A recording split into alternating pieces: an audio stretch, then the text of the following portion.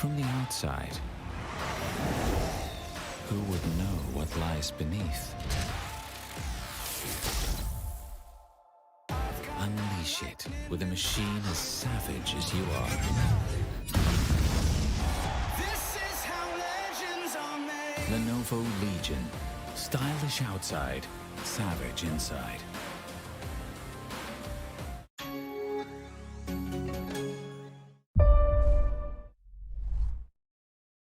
And welcome back, ladies and gentlemen, or welcome actually to the grand finals of the Rise of Legion presented by Lenovo and Intel. After 3 grueling qualifiers, ladies and gentlemen, we are finally back here on board to finally see exactly what these teams are going to be capable of and what they're going to be pulling off here on the grand finals. Because honestly speaking, after these incredible qualifiers, we have seen teams just go through thick and thin, possibly pull off the most incredible plays and incredible clutches to make their way here on towards the grand finals. Some of them had a very dominant showing. Some of them had to try their hardest to get into that top 6 to finally qualify here. And now this is their chance. They need to prove themselves here, take that #1 position, and become the apex predator for the entirety of our region. And joining me is none other than going to be my boy Krebs, because Assassin, he's having a little bit of a rainy day, so he's going to be here instead. How are you feeling, my man? And how are you feeling to cast this grand finals? It's honestly a pleasure. I've casted the second qualifier and the third qualifier, and ever since those qualifiers ended, all I could think about is how big the grand finals is going to be. The performances from all these teams were through the roof, and it was honestly mind-boggling to see them flick their shots, move around like as if they're flying. It wasn't even like they're running around the server; they're just literally flying through at lightning fast speeds, and with so much talent in the server, I can't even imagine what the finals is going to look like. Because, yeah, there were some teams who were dominating in the qualifiers, but now every team in the finals is just as good as the other. And it's going to be a clash of the Titans. But imagine 20 Titans going up against each other at the same time. Yep. Dude, this is going to be carnage all over the place. It's actually 18 Titans, but I wish it was Oh, 20 here, because consider something. If there were 20 teams that have qualified through 3 qualifiers, yeah, that would have been hmm. one of the most incredible ones. But let's head on down over to exactly see which teams are going to be playing this time around and who have gotten through all of the fights and now are fighting for the glory and winning out on the prize pool of $4,000, ladies and gentlemen. Right at the very get go. It's going to be the side of Hearthstone D4, Popping Off, Aviator Esports, Sites, Washed Apex Spots, Clutch Ministers, Play Like Pros, 1HP Esports, Skyhawks, Vector Sports, Stark Incarnate, Spongers, or is it 3 Punchers? Sorry, I thought Spongers, 3 Punchers, Mod, Word.exe, Phoenix, Wasabi, Unit X, and of course X Omen.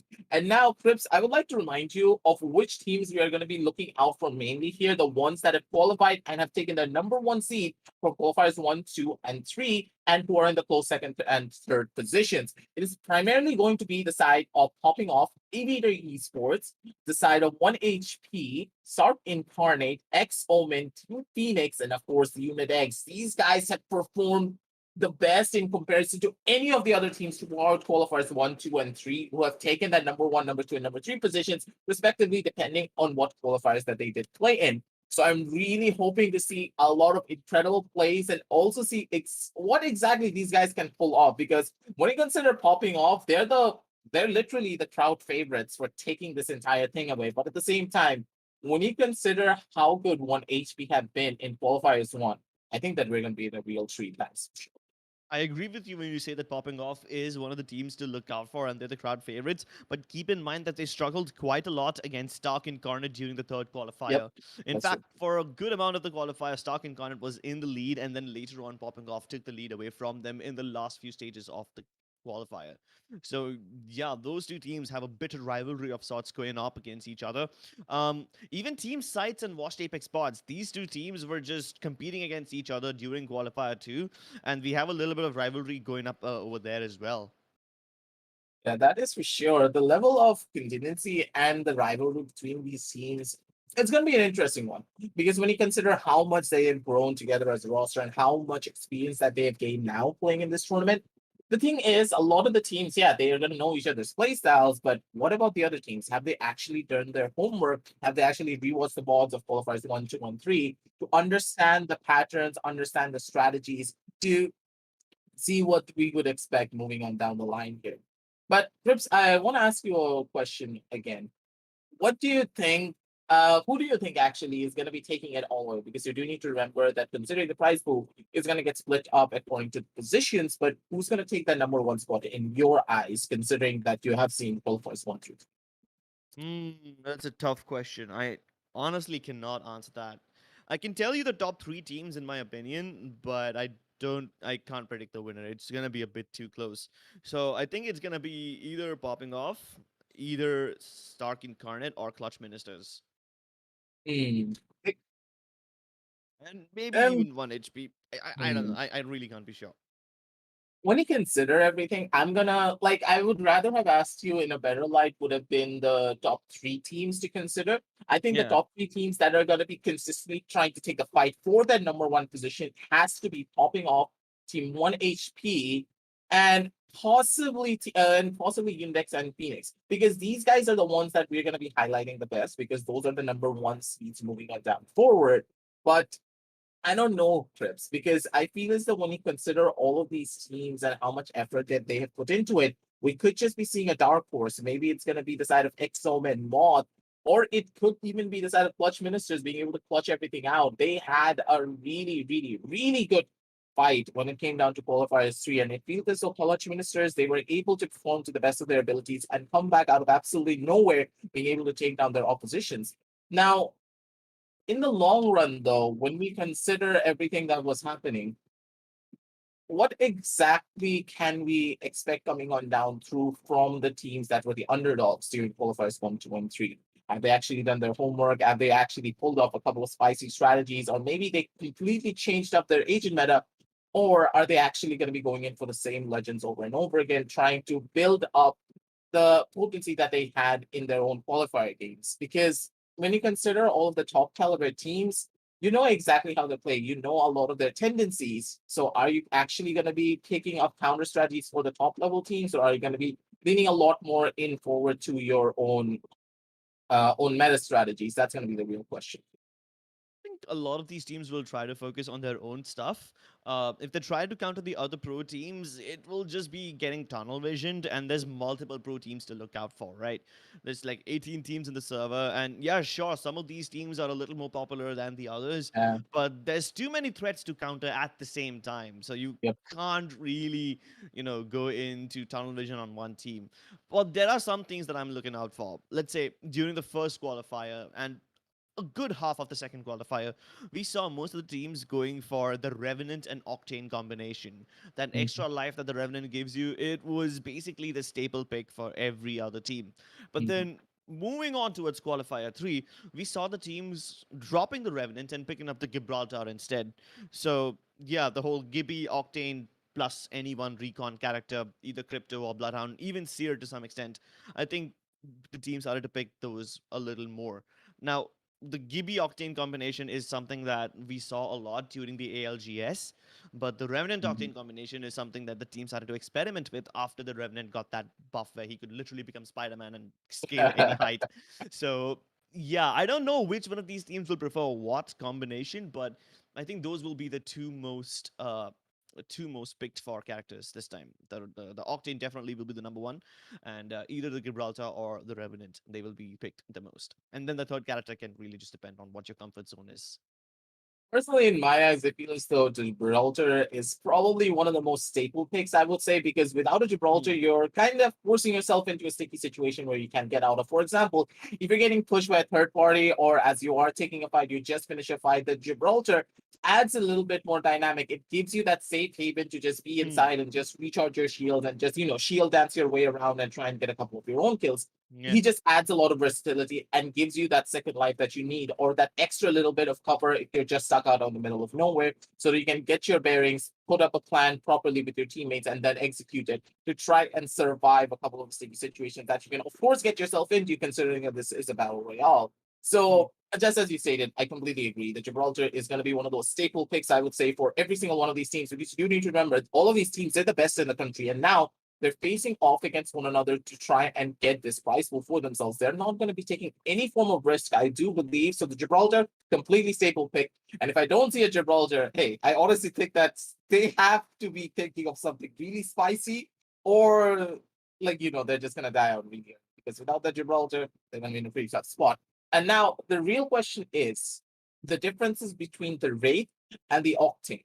Like we always see a couple of teams just pick up that Wraith constantly over and over again because of the comfort strategies and also the potency of Wraith being able to rotate not just herself, but also her entire team due to the portal ultimate that she has. But with Octane, it's a little bit more different. Yes, he can give the same level of rotation towards the entire team because of his jump pads. But the thing is, whenever you're using the jump pads, if your opponent team are really good at tracking, you could just die out midair, and there's nothing that you can do about it. So you need to consider all of these dynamics, and considering that all of these teams they're the best in the country, I don't think that using the jump pads is going to give you a lot of potency unless you're using it for an engagement fight. So all these factors need to be coming into play. So I think that the rate is going to be a little bit more contested for this time around because of the ease of her ability usage and also the potency that she has to allow you to go in for a lot of those rotations safely. And as for the third character, as you just stated for the intel, I'm kind of split out between the Bloodhound and Seer. And like Seer is just overpowered to all hell, and I'm pretty sure that Respawn already know about this because Seer just adds too much to the game. They did nerf him to some extent, but is that gonna be enough to stop people from picking him? Like Seer's just too good to be true. He's like one of those characters that you really do need to have. Imagine having a heartbeat center absolutely free. You know exactly where they are. You have good enough communication with your teammates to tell them exactly where they are. You don't even need an ability. While in Bloodhound's case, yes, you do have the tracking ability. You know exactly where their enemies have been and where they are moving, but you don't know their exact positions. And that scan, yes, it's really strong. It's really potent. But without your Beast of the Hunt, you're really not going to be able to get the full usage out of it because of how long the cooldown actually is. So all of these factors are going to be coming into play. So at the very end of the day, I believe that it's all about comfort. Whether you are a Bloodhound main, whether you are a Seer main, both of them are extremely good. I believe that this is probably the most balanced any two Intel characters have ever been in the history of Apex because Crypto, when he came out, he was that niche pick. Some people liked him, some people played him, but Bloodhound, he's always been the OG. And now that Seer is there to try and contest him, I believe that we could just be in for a real treat, that's for sure. Yeah, that's true. So right now we have 6 main characters who people might just be, contesting for. We have the Wraith versus the Octane. Both characters good for rotations. So whether or not teams go for any of these characters, we'll have to see. And then there's a Seer versus Bloodhound battle going on, the battle for the best scanner and the best tracker. And of course, then there is a Gibraltar versus a Revenant battle. Both of them give you the potential of an extra life and give you a little bit of safety net. So yeah, these 6 characters probably might just be the staple pick for everyone over here. I don't know if people will be going for other mobility characters like, let's say, Horizon or Pathfinder, or maybe even Valkyrie to some extent. Even Valkyrie can give you quite a lot of rotational abilities, considering that she's literally carrying around a jump tower in her jump jet on the back. But yeah, I think these 6 characters will probably be the most important ones throughout the finals today. But we don't have to speculate too much, ladies and gentlemen. We are about to jump into the first game of the day. There's going to be 5 games in total today and many more across the days to come. So let us just get started with the Rise of Legion tournament and let's head over to the skies.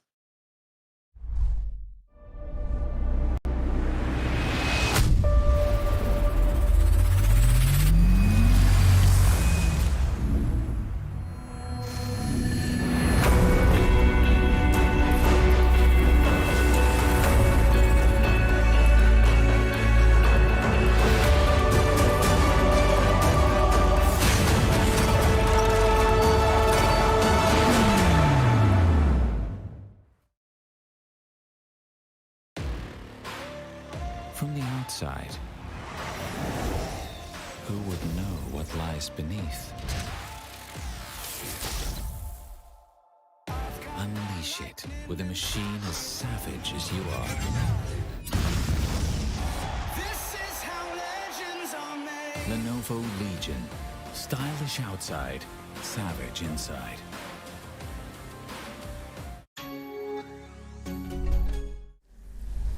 And welcome back, ladies and gentlemen, as we have taken to the skies of the Rise of Legion presented by Lenovo and Intel.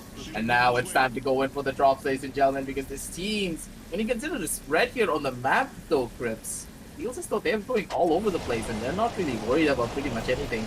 Geyser, The side of Lava City, east and west, everything's been covered, and this good spread could just allow the teams to be a little bit more spicy here.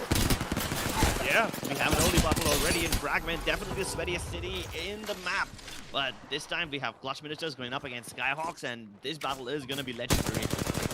Many people still without proper weapons, but it does seem like Clutch Ministers have their opponents cornered inside this bubble. They've managed to knock one. Sansa will be going down to the floor, and even Makam follows through. Oh no, for Unfortunately, Skyhawk. there's just one person left on the side of Skyhawk. That's going to be Reverb. That's it, ladies and gentlemen. Clutch Ministers finish off their opponent within a matter of seconds. Yeah, Skyhooks is one of those battlefields that you've got to remember. I don't think this is Skyhooks, this is actually Lava City yet. I see the lava right next to them.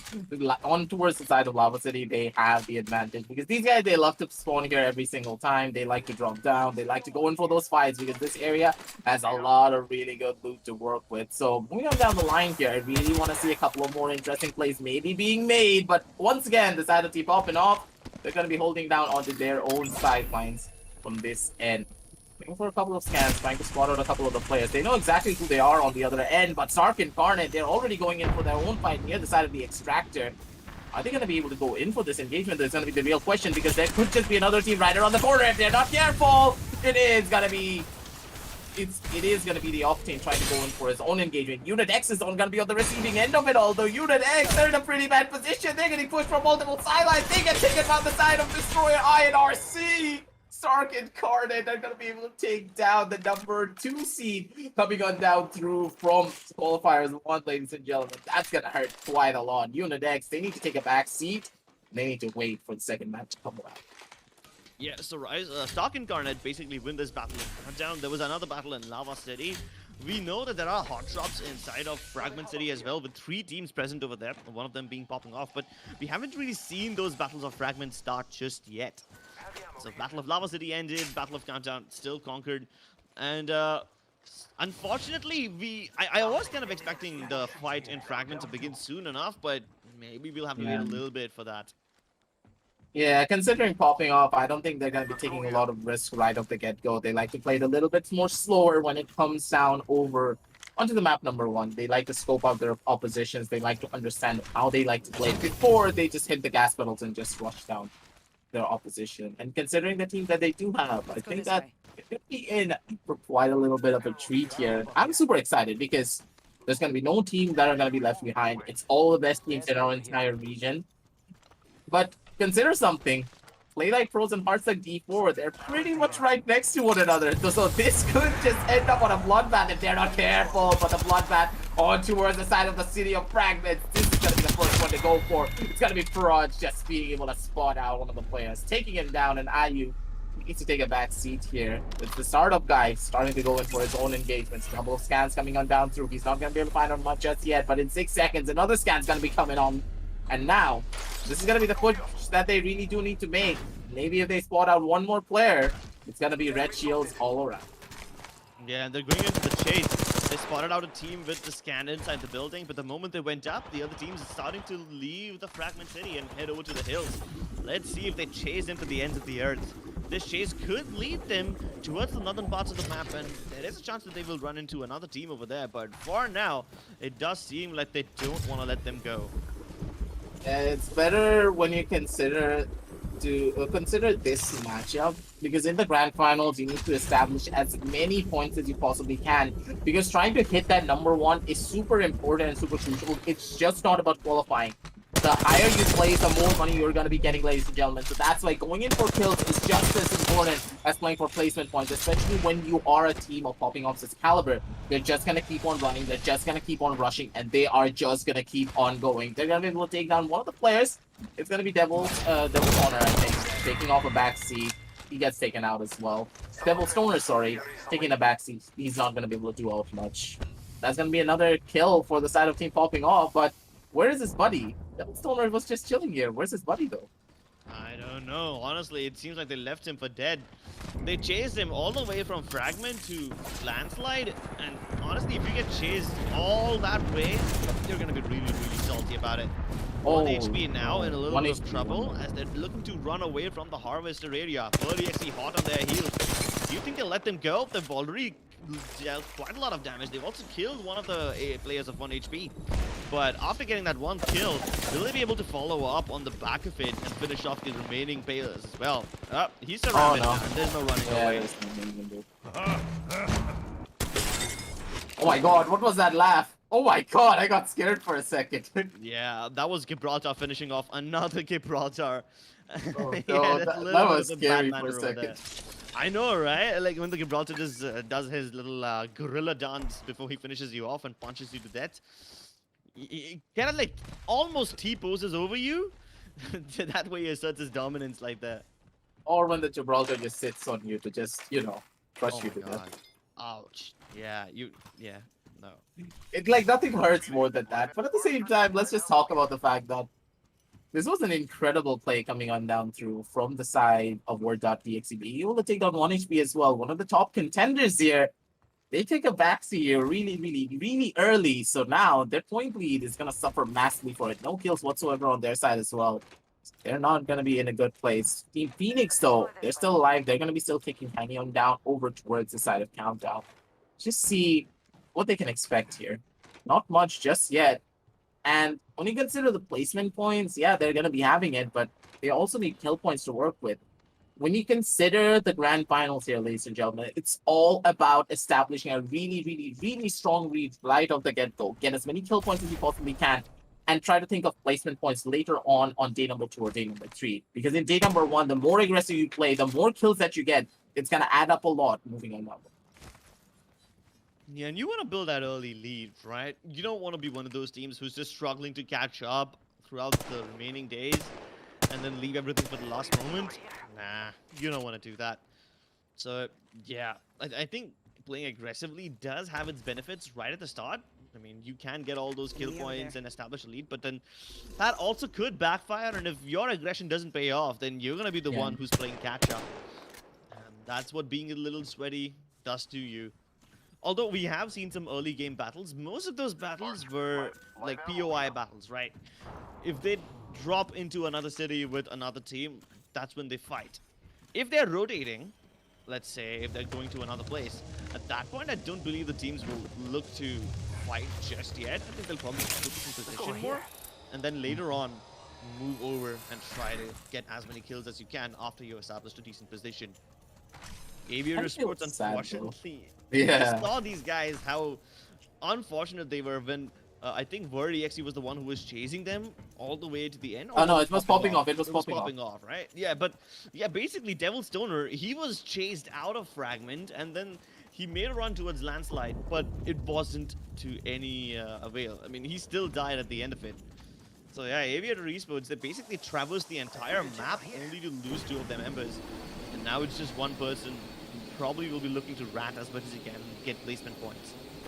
Yeah, the placement points do matter a lot, and hey, if you're able to get towards that second position, that's gonna be the best silver lining that you can hope for. But Stark and Carnage, they're going in for a fight. They're inside of a soul. They're getting absolutely demolished by Gibraltar all the way in the process as well. But still, not having the gibby is just so crucial. Having to have those shields, absolutely incredible plays coming on down through from the side of Stark and Carnage, that they're still gonna be able to take out the side of 1 HP. They hunt down the players and they're gonna be able to take them down as well on towards the back end. Stark and Carnet, they were able to finish off another top dog team. First it was Unit X and now it's Team 1 HP. These guys, they're on a roll here, Chris. Oh, definitely. One team is not enough. They want some more. And they've already got their next victims in their crosshairs. Yeah, but this is gonna be a little awkward battle. You see, these guys are pinned at the edge of the zone. And there are 2 ways that they can go about it. They can either go towards the north, where there is a team, or they can go south across the edge of the mountain and get towards a better position first. So I think with only 30 seconds left, they're deciding to disengage and go around the other side. There's still a small chance that they will run into their opponents, but except this time they won't be pinned at the corner of the zone. And keep in mind that this is the second ring. Once it reaches the third one, it's going to start to hurt quite a lot, and at that point you can't afford to tank any more ring damage. Yeah, they just gotta chill at this point. They need to make a fast rotation. They need to go into a better spot for themselves, because if they're able to take a proper building for themselves on towards the angle of countdown, they're gonna be in a pretty good spot to try and maybe, camp it out, play it a little bit slow, because consider something, they have a lot of kill points to work with, so they don't really have to worry about it a lot just yet. But consider something as well here, Crips. There's still 13 squads left, and the circle is getting tinier and tinier really quickly. When you consider qualifiers 3 and how fast this was, now the teams, they're playing it a lot more slower, and they're playing it a lot more safer than ever. Yeah. And even though they're looking to play safely, some teams would have thought that Lava City would be safe, considering it's at the very southern edge of the map. But still, there are teams who are close. Popping off on the other hand, these guys are looking to camp these little valleys. And these are quite an important area, because this is one of the major entry points into the next ring. Yep. This little hill that they control at the edge of Geyser, they will basically be able to manipulate a lot of teams into either walking into their trap or going around the longer side and dying out to the ring. It's all about map control here. The better you control the choke points, the better you're going to be able to go in for those different engagements. And it is going to be Proj being able to spot out one of the players, but no one is really taking. The guys are up to try and fly away. They're still trying to run away from Proj, and Proj, he's just taking them down, and he's trying to crack their armor as fast as he possibly can. Dealing a good amount of damage, so the poke damage is going to be good, and them winning out on the poke battle is just going to be so crucial here.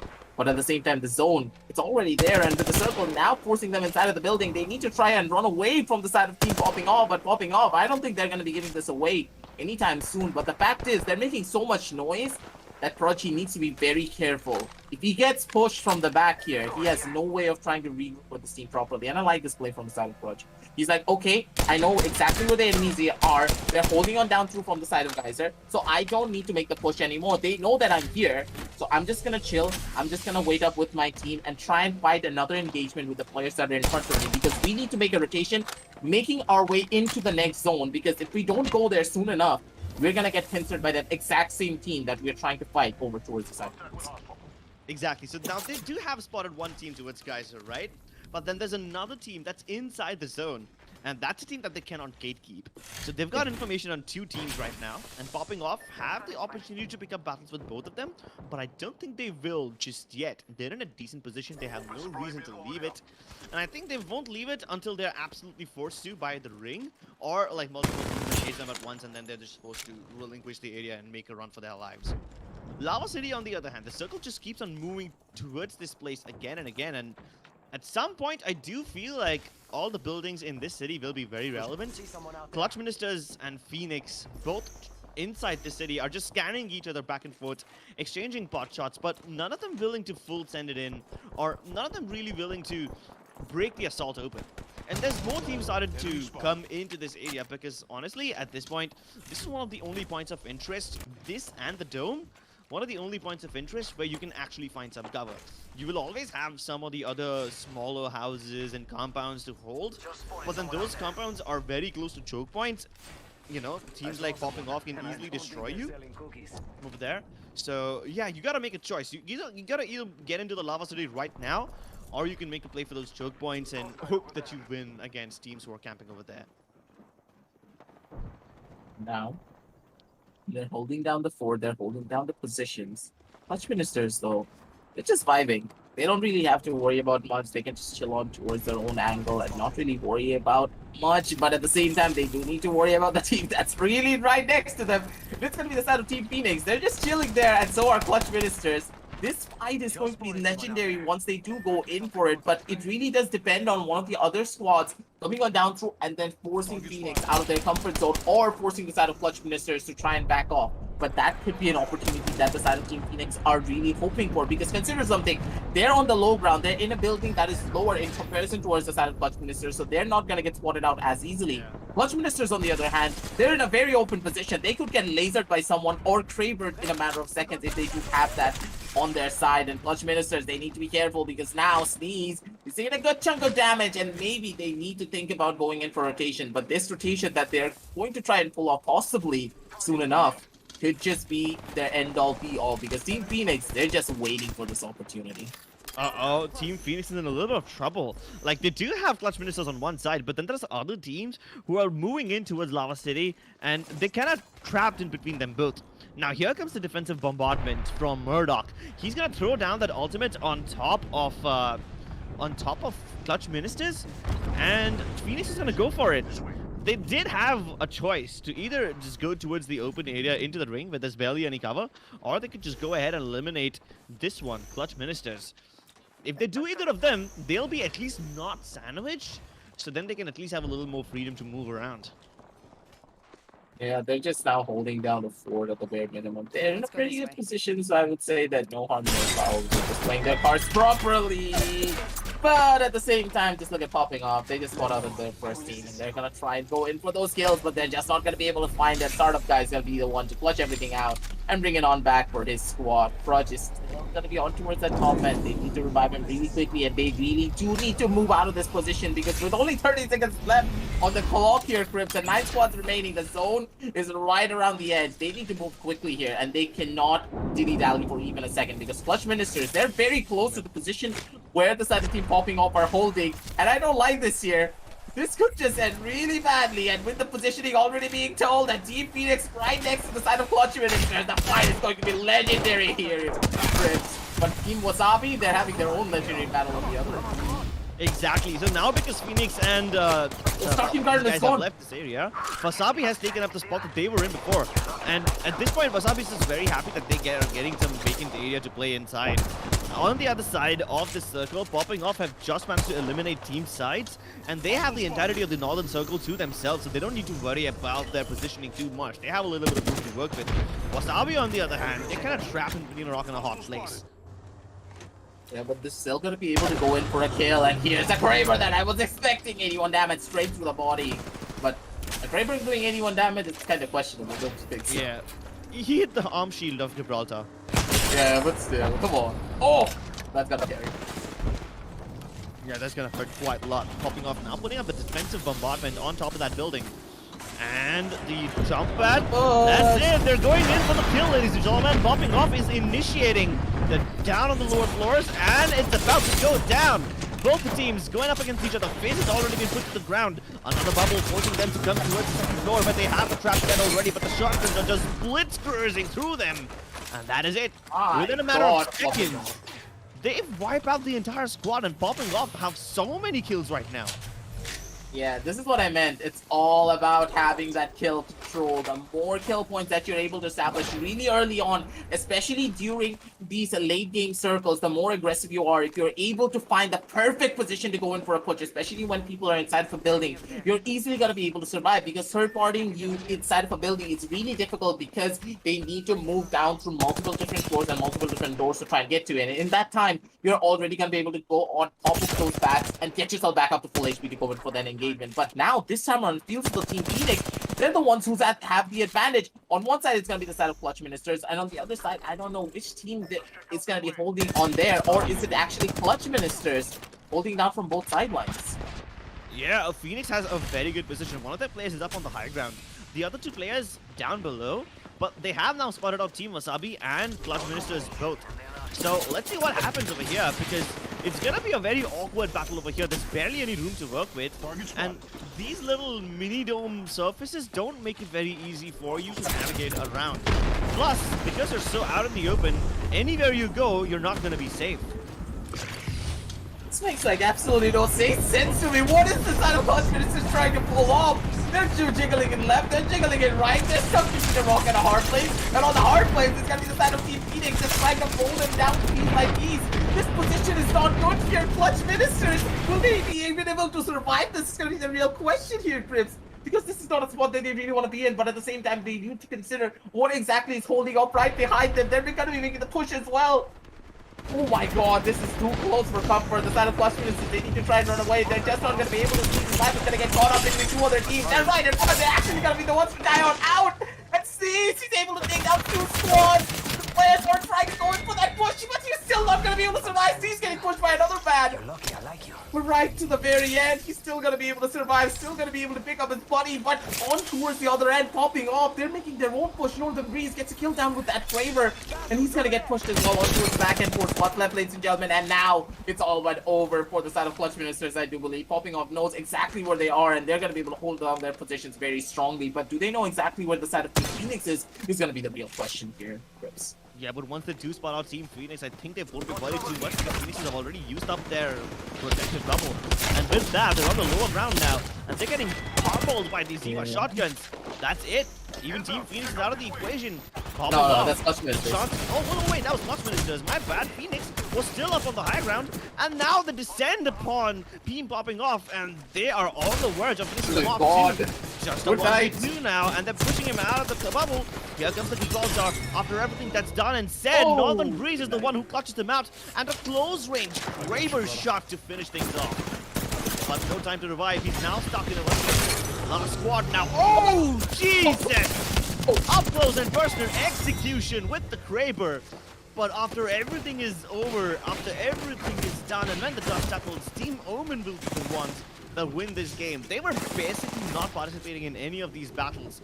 Team Phoenix, Team Popping Off, they were the ones who were picking up fights right from the beginning. They were the ones who were actively engaged in all these battles. And Omen just stood in the sidelines and watched this while they were, you know, just keeping themselves safe and saving up their resources.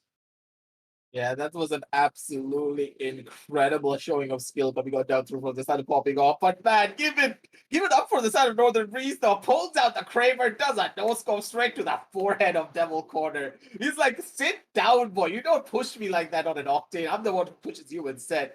Beautiful showing of skill from the side of Team Popping Off, being able to take down multiple different teams and understand the engagement that they really do need to take. But at the same time, let's just give a little bit of a round of applause for the side of Clutch Ministers, man, because those guys, they performed absolutely beautifully under so much pressure in the worst possible position in the entire universe, pretty much, for the side of Apex. They were stuck inside of the lava dome, and they were at the very bottom, with Team Phoenix just staring down from them above like hawks. Exactly. You don't want to be in that spot at all. You definitely don't. And even though Team Phoenix had the high ground advantage over them, these guys decided to move away from them, unfortunately, only to run into Popping Off. So it's almost like they ran out of the frying pan and then went straight into the fire. They had nowhere left to run, nowhere left to hide. But hey, at least X-Omen were able to find a decent spot for themselves where basically nobody could see them and nobody even knew they were present over there. They were not even taking any pot shots, not even trying to steal some kills, nothing of that sort. They were just super, super patient. So while they might have all the placement points in the world, I don't know if they'll be having enough kill points to support it. Yeah, that is for sure. Because consider something. Popping Off, I think they killed like about 5 squads, I do believe. So they have a lot of kill points to work with. So moving on down the line, I believe that the Team Popping Off, when we look at the standings, so match number 1, they're of course going to be on the first position. But before we do go into that, let's relive all of these moments as we head on down over on towards the match highlights for map number 1 here, because I really do want to talk about the engagement and the level of potency across all of these maps. I honestly thought that Team Popping Off, they would have a pretty rough time because they're a pretty aggressive team. They constantly love to go in for fights. And when you consider what happened in Qualifiers 3, they were a team that just consistently went in for very aggressive pushes, and the more aggression there was across the map, the better they were playing. So the more slower the map was, the worse that they were going to play. And the thing is, here in this case, it really did not happen. The more aggression there was, the less they were able to do a lot. And as soon as the aggression was starting to pick up, the side of Team Popping Off, they were just like insane. We're just gonna go when we're gonna tear down every single one of these teams before they can even breathe. And Stark Incarnate, they played it the same way. It feels as though the dynamics of what we saw in Qualifiers 3 are playing out beautifully here. Because consider what happened in Qualifiers 1 and 2. All of the teams, they played it a lot more slower. They played it a lot more systematically, going in for less pushes in general. But here, the Qualifiers 1 and Qualifier 2 dynamics are not working against these top caliber teams from Qualifier 3. So could this just be the storyline that we are looking forward to? Will aggression pay off more than strategic play? That's going to be the real question. Well, I mean, there is a little bit of strategic positioning that I would like to talk about over here. Very soon, we're gonna see. I mean, we already saw in the replay how team. I believe it was Phoenix. No, not Phoenix. Inside of Lava City, Phoenix infiltrated this area where there was already a team present over there. And Popping Off were just out in the open, right? Because they had that Kraber, they could make sure that nobody would peek them, and then they initiated the battles. They could control the timing of the battles because they had the Kraber and nobody else would peek them. Then they move in. And we saw that early battle inside of Lava City. Right. So that's where I believe. Which was the team that had a very early battle inside the Lava City? It definitely wasn't Phoenix. I do believe it was Clutch Ministers. So, yeah, because Clutch Ministers had the control of Lava City right from the start, they were in a decent position right from the beginning. But then later on, they started to let teams infiltrate this area. Like, first they let Phoenix come inside, then they let Popping Off come inside. And because they were not able to gatekeep all these teams, they were the ones who basically fell first. Because the other teams were able to choose positions where they were just stuck. And then in the last battle, it just all went down at the side of this dome area. We had Team Popping Off initiate against Clutch Ministers, and then Phoenix came in to destroy them. But then Northern Breed was still able to clutch out that 1v3 against Team Phoenix. Unfortunately, it just wasn't enough because the moment he pulled off that clutch, X-Omen out of nowhere just Oh, that came beautiful in. shot, dude. Yeah, that was indeed really beautiful, but unfortunately, there's not much that you can do. You've already pulled off one 1v3 clutch. You can't pull it off again and again, especially when you're not even given the time to shield up and get your teammates back online. Yeah, that's for sure. Really good try coming down to from the side Northern Breeze. And nearly he could have just pulled off an incredible showing of skill, but at the same time, the Traber, it needs a little bit of time to cook itself back up so you can go in for another shot. And maybe if he had that chance, we could have just seen another beautiful no scope headshot coming on down for a bit. Beautiful plays coming on down through from the side of Team Popping Off. But at the same time, really good plays as well from the side of Clutch Minister. And Exomen, they really do deserve this win. They had a lot of strategic positioning on their side. They played it slow, they played it systematically. And they understood that, hey, we don't really need to worry about, I was saying personally, you need to start up with a very strong lead in your favor. Exomen, they just think otherwise. They want to try and play it a lot more slower. They want to play for the placement points and then ramp up slowly but surely in day number 2 or even map number 2, map number 3, and map number 4. It really does depend on what they really want to see moving on down the line here. But at the same time, Chris, I'm really interested to see what exactly the point standings are going to look like moving on down the line. The point board is going to be up soon enough, ladies and gentlemen. It's just getting prepared. But before we do get into that, I really want to see what kind of a dynamic shift we're going to be seeing as we go through the days, because it feels as though a lot of these teams, they understand that we need to play this a lot more slower, and it's very much granted. In a battle royale, whenever you consider the professional scene, teams like to play it a lot more slower. It's a very congested fight right at the very end of the circle. Like we literally saw 9 squads be on the third circle. 9 squads, and sometimes it's going to be 15, sometimes it's going to be 14 even, depending on how much the fighting is going to occur at the early game stages. And here, the fights were very little and far between. That's why there we saw 10 squads here. They know how to position, they know how to rotate themselves from the best of their abilities and not get caught out by other squads. But will this carry on forward on towards the side of map number 2, map number 3, and map number 4 and 5? Is going to be the real question here, because as the dynamic shifts, as the teams try and learn and adapt to a lot of the positions that all of the other teams are trying to land towards, and when people are going to get a lot more hungry for kill points, because you do need to remember here, it's not about qualification, ladies and gentlemen. It's about trying to go in for the number 1 position to get the biggest prize pool that you can get. How much hungry are these teams are going to be moving on down the line? That's going to be the real question. Exactly. How much hungry are you for those points? And which type of points, too? I mean, sometimes you're craving for a little bit of spicy frags. Sometimes you just want those sweet, sweet position points. So it really just depends on your taste buds and what you're in the mood to eat. Maybe you can gobble up an entire squad in one single bite, or you can take little bits and pieces of the massive buffet of people that are in front of you in the last zone. So it kind of depends on what your appetite is like at that point. But then, even though X-Omen was able to win this game, I do believe that Popping Off will still have a lot many more points than anyone else, considering that they were able to wipe out so many squads. Plus, they finished second. 9 placement points because of finishing second. I think it's pretty decent. Yeah, I completely agree with you there. Like second position, 9 points, and I do believe that they should have over 10 points. So we're not going to have to speculate about this for much longer, because the points are going to be ready in point board. So let's head on down over there and see exactly where the teams are going to be holding up on. And just as we were expecting, popping off, they have 13 tail points, 9 placement points. X01 with 12 and 2 on 14. Word.exe though, they're going to be able to get a lot, 4 and 8 and get 12. Clutch Masters on a 5 and 6 with 11. Phoenix on a 7, 2, and 9. But at the same time, we can see all of the dynamic problems here as well. Team 1HP, they only had 1 point. They got caught between a rock and a hard place really early. Yeah, so Team 1 HP really couldn't do much. Even Team Sides, I believe they were basically destroyed by Word EXE, so they couldn't really do much.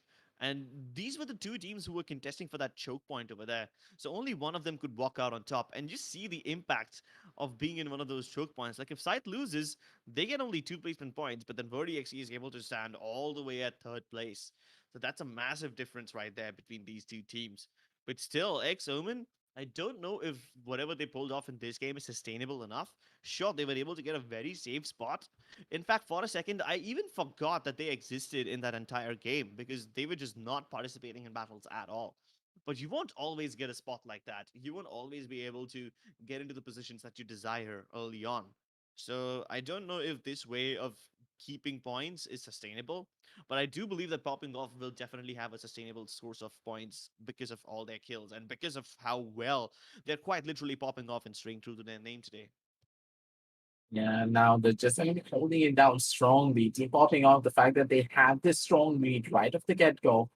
This could just plant a seed for them to be one of the more highly contested teams, I would say, to get taken down right off the get-go. And I'm very sure that a lot of the other teams are going to try and hunt down the side of popping off. And considering popping off, they don't really like to change their landing positions.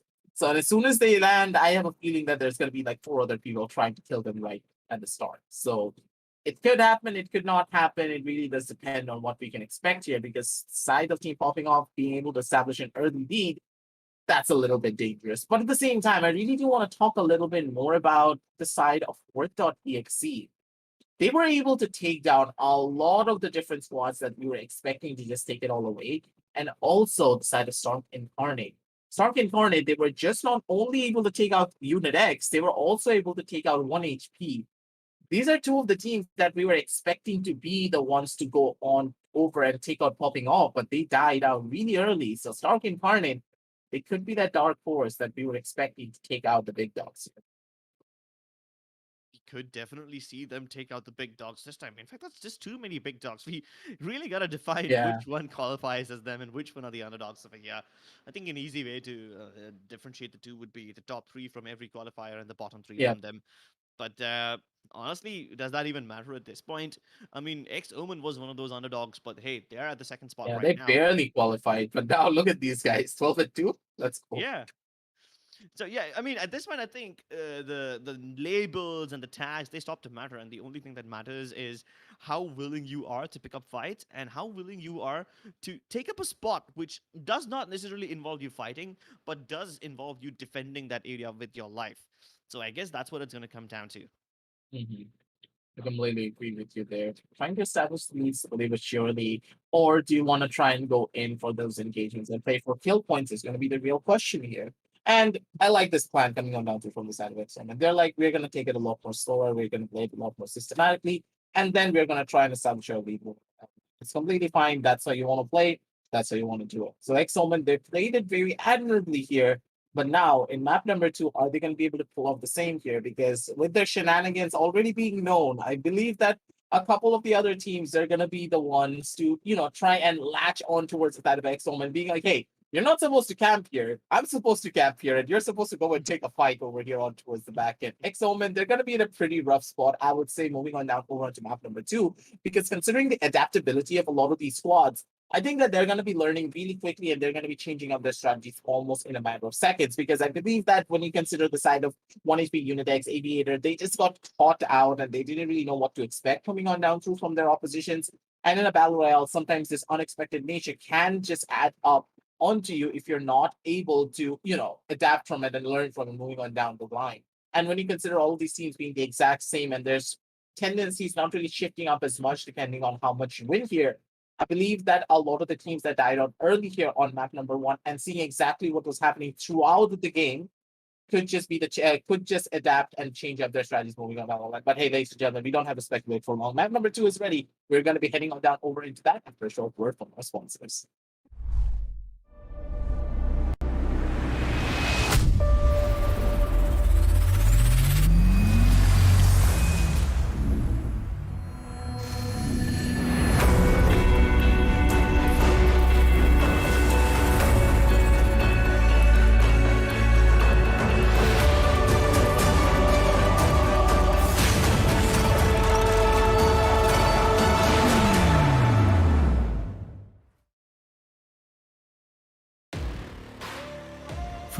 outside. Who would know what lies beneath? Unleash it with a machine as savage as you are. This is how legends are made. Lenovo Legion. Stylish outside, savage inside.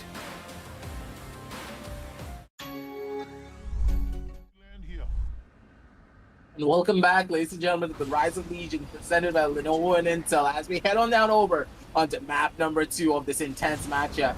Map number 1 was an incredible showing coming on down through from the side of Team Popping Off. We were not there for an analyst segment. And honestly, they're pretty much the crowd favorites to try and take this all away once again.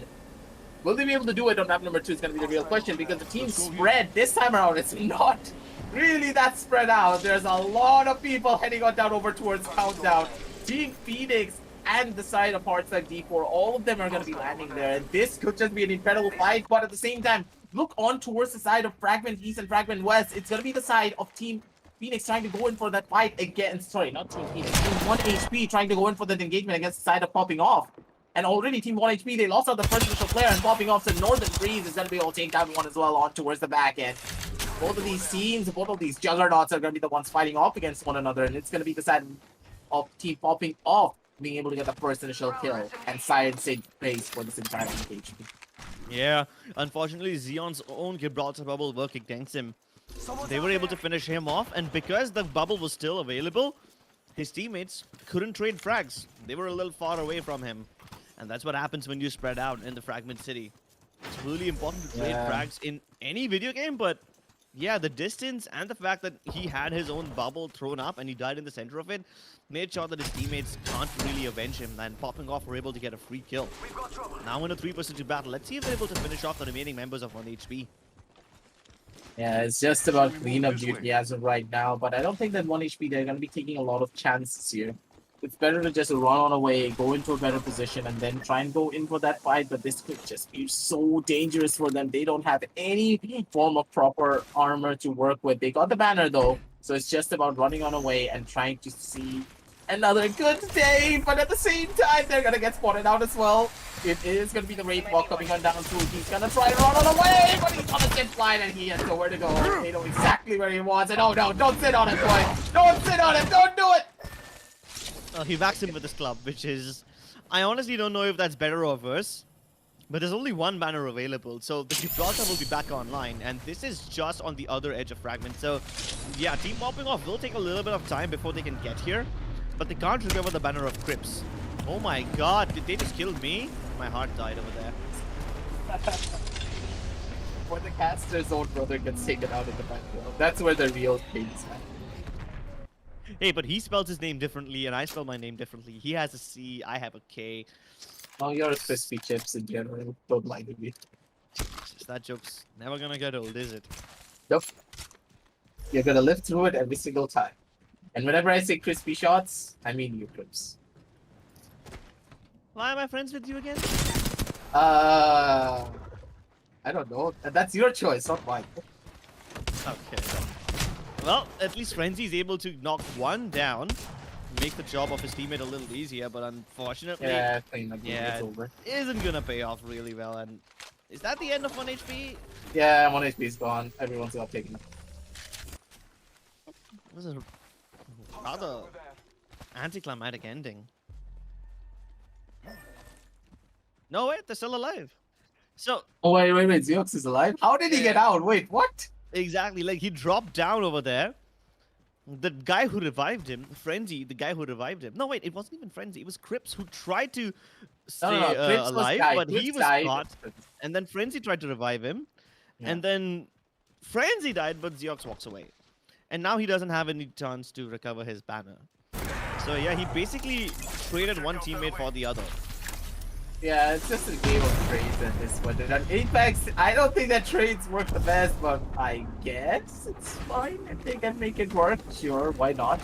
Moving on down the line though, let's see what exactly we can expect from the side of Heartside D4 here, because now they are getting scanned out. Their positions have already been revealed, but considering the positions that they are holding, it's going to be a building fight, ladies and gentlemen. And whoever plays the buildings better, whoever plays their cover a little bit more, are going to be the ones to win out everything here. Considering this fight, it could be a long one, and if they're not careful, if they take a little bit too long to try and go in for this fight, another squad could just fly on in and just slam dunk them in the face. Yeah, and if that happens, then they'll have Oh no, a here comes the problem to deal with. Oh wait.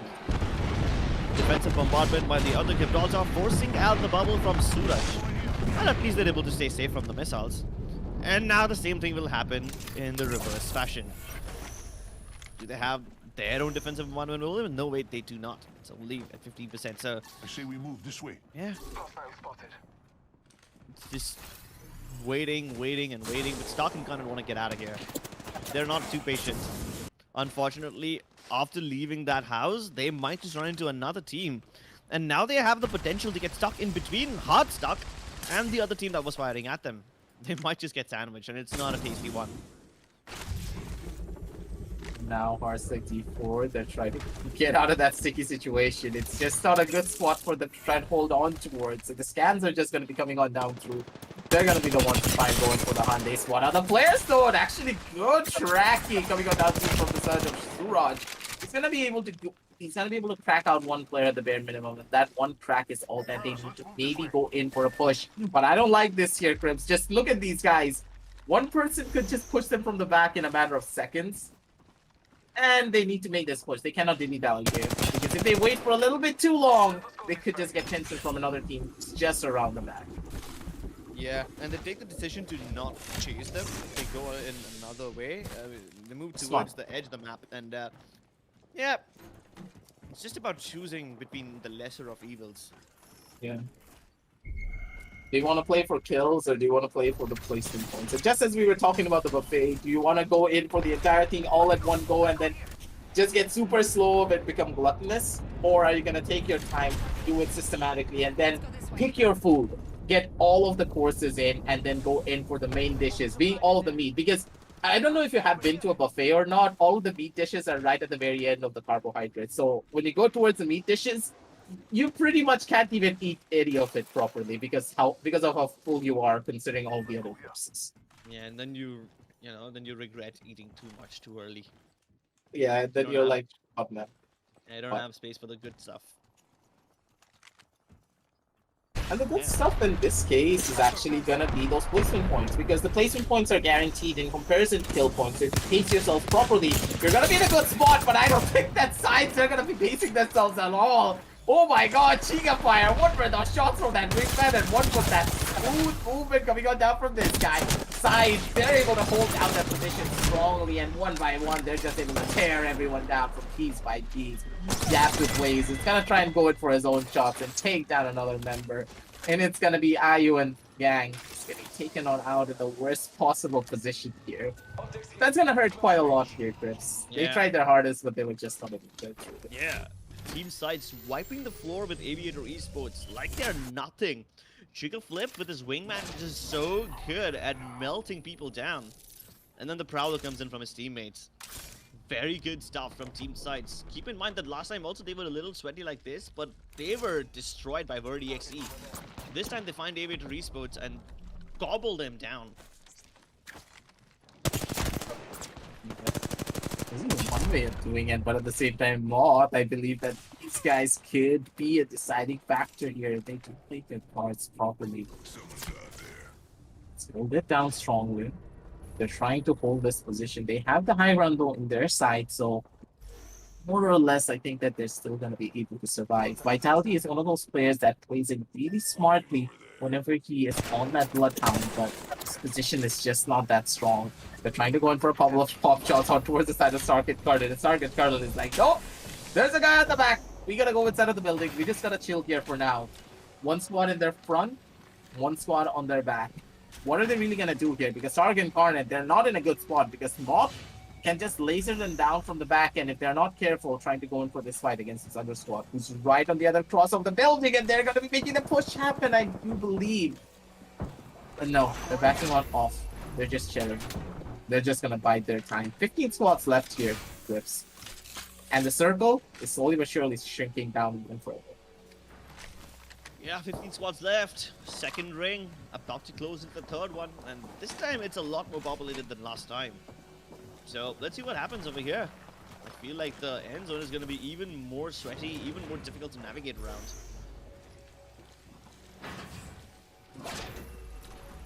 And they're just scanning each other left and right. There's a team on top of Thermal Station, Stark and Garnet, close to Thermal Station, but not exactly on top of it. And now they've got vision on 2 teams. No. They have the positions now. They know exactly where they're trying to go in for this hole, but things have slowed down a lot. And we kind of expected this. Like, on towards the second circle, things are going to be a lot more slower, but I think I spoke a little bit too soon here. Hermits are coming on down through. They're breaking down the doors, and they're like, FBI, we're already here, so let's throw in a couple of charges to maybe scare the side of Stark Incarnate. I think that Stark Incarnate, they're second-guessing themselves. They don't know where to go here because there are a lot of squads diverging towards them. I think the Stark Incarnate, they need to take that chance. Maybe they need to go in for this push because I don't like this. Team Phoenix, they're also going in for their own fights on towards the back end. They're going in for a couple of pop shots. Mob are going to get broken down just a tiny little bit by Destroyer on towards the back end of that charge rifle. And now, Crips, I don't know what to expect here. All the squads, they have a good spread, but position-wise, I believe that Team Mod, they have the best position, and Stark Incarnate, they have literally the worst. Yeah, there's a good chance to stir them. But Hardsuck is actually focusing on some other teams inside the donut building. And if you take a look at the map, and you can see exactly what's happening over here. There's 3 teams near the southern edge of the circle near Thermal Station. A 4th team to their right-hand side. And just many more teams across the little pool of lava, which is connected by zip lines. Things are starting to get sweaty over here, and I think staging might just be the only safe Team haven Phoenix, over here. they're going to be going in for it. Alright. Team Phoenix and Team Popping Off, they're going to go in for this fight. They're right next to one another. Oh, shit. Okay. That's going to be 2... Oh, here we go. Isn't this a rematch of sorts? They fought each other last time as well. Yeah, I think that this time around it's a lot more on even grounds, but at the same time, the even grounds not that even. They need to be careful though. Team Popping Off, if they go in for this fight, they understand that oh no, we are not going for this. There's like 2 other squads who are just chilling across one another.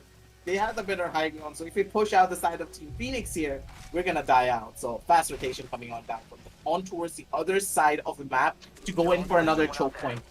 And hopefully they spot out a squad that's on their lonesome. And yep. Just long-range battles for Popping Off. No reason to full send in yet. The remaining teammates are taking a nice left turn. And yeah, Northern Beast are just trying to get some chip damage. Hopefully get closer to the red shields.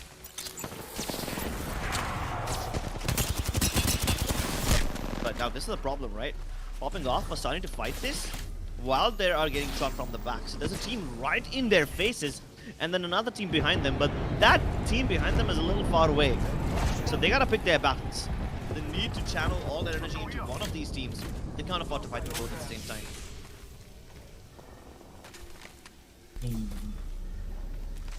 Now, They choose to fight none of them. Silent Team Popping Off though, they're just trying to hold down the fort. But, oh no, play like pros. They're trying to go for this fight against the side of Team Phoenix, and this could just end up really badly if they're not careful. I don't know how their position is going to be giving them a lot of the advantages that they were looking for, but with this Seer still being present and the constant barrages of scans coming on down from him, this could be a thorn in the sides of the side of Team Phoenix, and they need to be very, very, very careful because I'm pretty sure that the entirety of Team Popping Off, they're right behind them. And if they try to dilly-dally in this fight for way too long, it won't be a good thing because play like pros, they're making that push happen and they're going to be able to track the first initial player. And 1 HP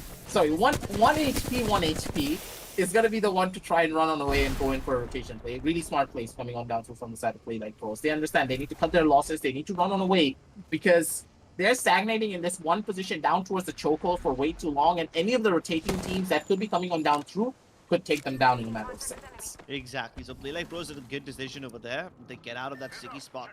Now, they don't exactly have the safest position, but at least they were able to get out of the sticky spot, right? So that's better than being in a bad spot, but not that worse, if you get what I mean. It's, again, like I said, it's about choosing between the lesser evils. And they decide to get out of that sticky spot, so they're safe for now, but because the position that they go into, getting into the circle next is going to become a problem for them. And they're not completely out of the danger just yet. They're just not in a sandwich anymore of sorts. But they're still in a pickle. So yeah, the food puns keep on coming and the bullets keep on rolling on top of them.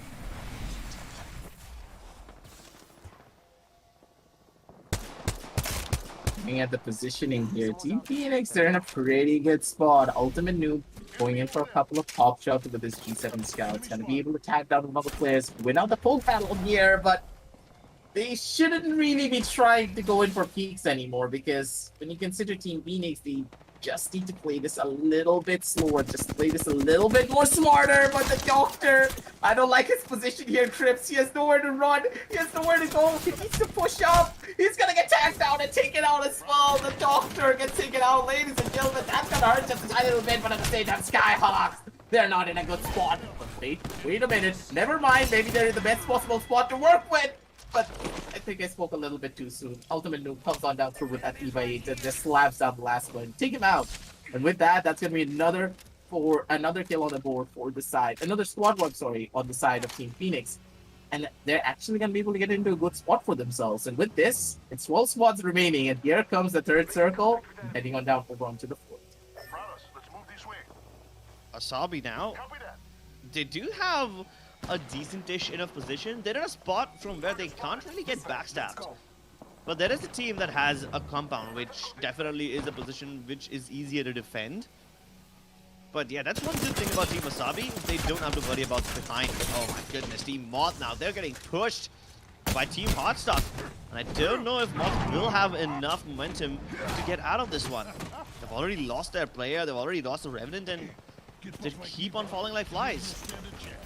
Yeah, Team Mod gets taken out as well on towards the back end, and that's not what you would expect. Suraj, he needs to be careful though. They're getting pushed by another squad, and even though they have an alternator in their hand, going up against the side of Clutch Ministers is gonna be really difficult. They're throwing out the arc stars, they're throwing out the grenades, they're trying to kill them through the literal fences here, ladies and gentlemen. Scabs are gonna be coming on down through as well.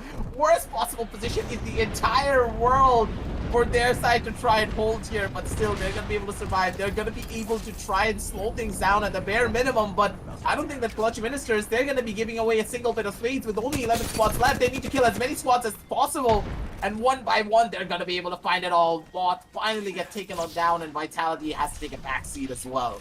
With that, the side of Clutch Ministers, they have the positions, they have the port under their side, but for how long is gonna be the real question here.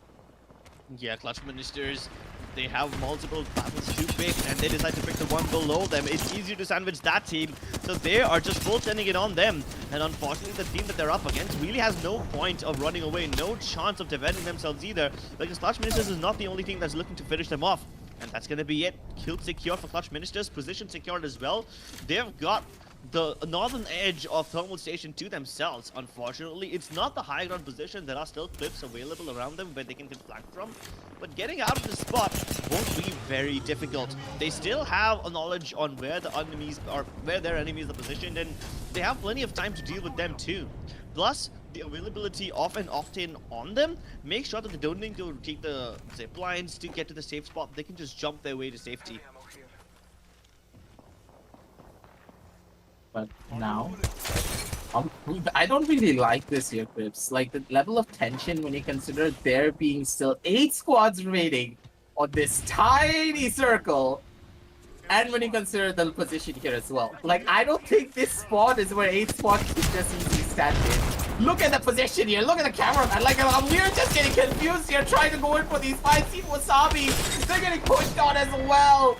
There's nothing that they can actually even do about it. It's gonna be the side of washed up Apex squad being able to take down one squad, but they're getting pushed right out of one. The Gibraltar trying to go in first place, trying to go in for those swings, but they're just not gonna be able to survive. Sneeze, his life is gonna be able to take out Deathwish on towards the other side. It's gonna be Lord being able to take out John FPS, and it's gonna be fight after fight, kill after kill, shots after shots, ladies and gentlemen. Then they're just not stopping here. Washed up Apex squad, they're in the worst possible position possible.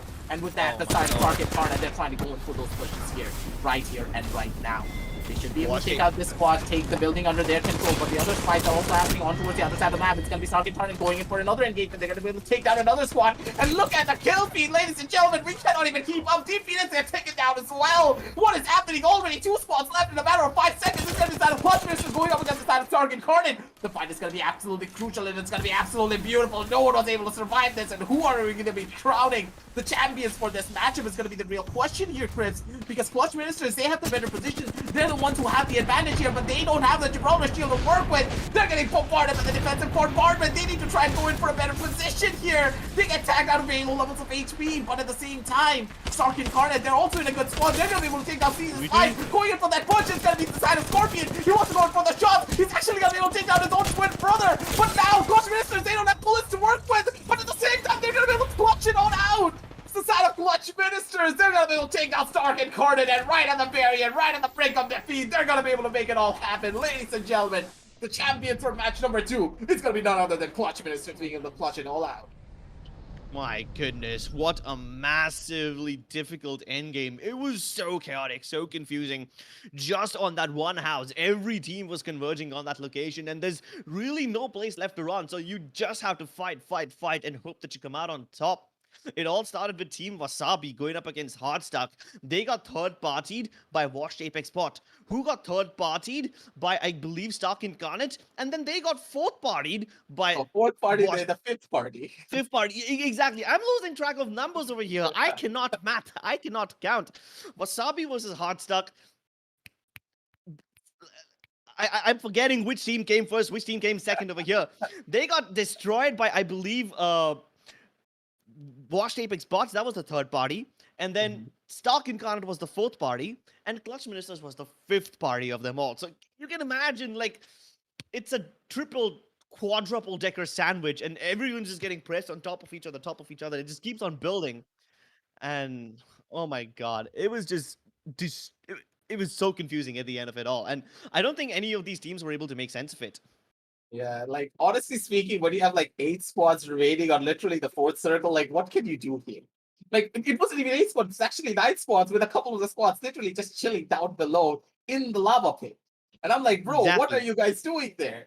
And then on the other side of the map, it was just Team Phoenix and Team Phoenix, like, they were just taking their own fights against popping off, just chilling around. And I'm like, bro, what are you guys doing? There's actually a fight happening right there. And then Team Phoenix, they get caught off by the zone because they were trying to go up against the fight against the side of Team Popping Off. It was an absolute confusing mess. But ladies and gentlemen, we're going to try and break down this confusing mess as we head on over towards the match highlights, because my brain is like literal jelly right now, and my voice is just non-existent pretty much, because you saw what happened right at the very end. I couldn't even take a deep breath here to try and collect myself. That's how fast the kills were happening. The scoreboard was like completely cut off. It was just full red text lines on the right side of my screen, and I'm like, what is happening? And this entire game, it's like a what is happening thing. Very slow, very methodical, right up till the very end, and then absolute chaos ensuing. Like, exactly, what? right? Like, it went from 0 to 100 in a matter of seconds. I mean, at least the start of this game was more or less manageable, right? We could figure out what's going on. Every fight that took place was an isolated fight. Barely any third parties at the start of this thing. So Sight was able to take down Aviator Esports in this battle. And then, as we move closer and closer towards the end of the game, we see teams engage with multiple teams. But at least the start of this game was just 1 versus 1 squad. So, yeah, at least that area, we still had our brains to ourselves. We still had a little bit of bandwidth inside our minds to figure out what's going on. But in the end, it was just a complete mess. So, Moth got destroyed by a Hardstuck. That was the first battle towards that house, where the circle would eventually go. You see Clutch Ministers over here, they're dealing with a completely different team. And after taking out this team, they realize that the entire southern border of Thermal Station belongs to them. So they don't have to worry about getting third-partied, but they could be the ones who go in to ruin others' day. Yeah, right at the very end, though, I believe that Clutch Ministers, they performed it the best here. They knew what positions they really wanted to hold. They knew what kind of fights they really wanted to take. But right at the very end, this is where the chaos really started. Wasabi got taken down by the side of Wash Apex squads. And then Wash Apex squad just got pushed by the side of Stark Incarnate. Stark Incarnate were able to take down Wash Apex squads. And as they were trying to take them out, there was another squad trying to push them on towards the back end. Team Phoenix was going on for a fight against the side of Team 1H, on the side of Team Popping Off. Stark Incarnate got pushed by another one. Clutch Ministers right at the very end were able to kill off the team that was trying to push on towards the side of Stark Incarnate. And then right at the very end, Clutch Ministers were able to take out Stark Incarnate themselves in a very chaotic fashion, because look at what's happening all across the map. An absolute utter chaos every single time. FPS probably dropped down to like 50 here on this first initial engagement because of the amount of squads that were alive in this tiny circle. And right at the very end, they were able to clutch everything out with beautiful tracking, beautiful shots, and they get crowned themselves champions as well. I don't know who's going to be the one winning out in terms of the points here, because all of these teams, they had a lot of kills. All of these teams, they had beautiful engagements, and I have no idea who got the third place, because the third place spot is literally my hands up in the air. Like, that's not relevant anymore, because even the kill points are not relevant, because we have no idea how many squads each of these teams even killed here. Yeah, it's impossible to keep a track of who has how many kills. I think everyone at the end of that all had like a similar number of kill points. There was no one particular team who's destroying everyone else, right? Yep. The kill feed was more or less spread out, and it really depends on whether or not you're on the high ground, whether or not you're getting third partied, and how many people do you have to fight at the same time. That is what determines how many kills you're gonna have at the end of it all. But yeah, placement points are the ones which will probably determine how these teams are positioned over here. And I mean, let's be honest, when there's like 8 squads left, getting both kills and placements is a difficult job. I completely agree with you there. That's why we have the production team, man. They're the ones who are going to do all the math for us, and we're just going to chill here and analyze. They're the ones who need to try and sort out all the chaotic plays that happen all across this map, and they're going to try and figure everything out. So don't worry about it, ladies and gentlemen. We got you covered. The back end production are going to be working on down towards the math standings and also the overall standings soon enough, where we're going to be heading on down to that. But at the same time, Traves, this was a roller coaster of emotions. Initially, I was like, you know, when you're waiting for the roller coaster to slowly climb up, you're falling asleep, and you're like, man, I wish the thrills would already start. And at the start of the year, like, oh no, please, please, please. And then you start screaming for your mommy and then throw up on the side of the thing. And then the person behind you is like, why are you doing this? And it's just all chaos all across the entire ride. So it kind of was like that. It was a literal roller coaster from start up till the very finish. And in the very end of it all, Clutch Ministers, they're the only ones who were able to keep a straight face and keep a straight head without throwing up. And they're the ones to take it all away here. Beautifully done from their end. But at the same time, like, props to all of the other teams. Even under so much pressure, the side of Stark Incarnate were able to take out multiple squads as well. They performed it very beautifully, but at the very end, the positional advantage was still in favor of the side of Clutch Ministers. But the main thing is that I thought that Popping Off, they would be the ones to thrive in this chaos. But when the chaos just reached a point where they couldn't really control it, they got absolutely demolished. And it was Team Phoenix to actually get this kill against them. I was watching what was happening on the kill feed, and I saw that Team Phoenix were actually the ones to take down the side of Popping Off. Oh, okay. Good observation over there. I definitely could not keep up with that. But yeah, when you said the person behind you was like, why are you doing this? Why are you throwing up all over the place? I felt that. I felt that because every time a team fights, they're gonna be checking over their shoulders as well. I mean, they have to focus on the fight in front of them. So, you know, you're looking at your crosshairs, but you also gotta be aware, is someone behind me? Is someone waiting for this fight to end so that they can jump in like a bunch of vultures who are just waiting to pick up the scraps, waiting to pick up the dead meat? And I do believe that Clutch Ministers won this not because of their positioning per se, but because of their timing. I mean, both of them were equally important over here, weren't they? Yeah, that is for sure. But hey, ladies and gentlemen, Master Standings are finally ready. Even the production team had a little bit of a hard time trying to sort out all of that chaos, but we got you covered.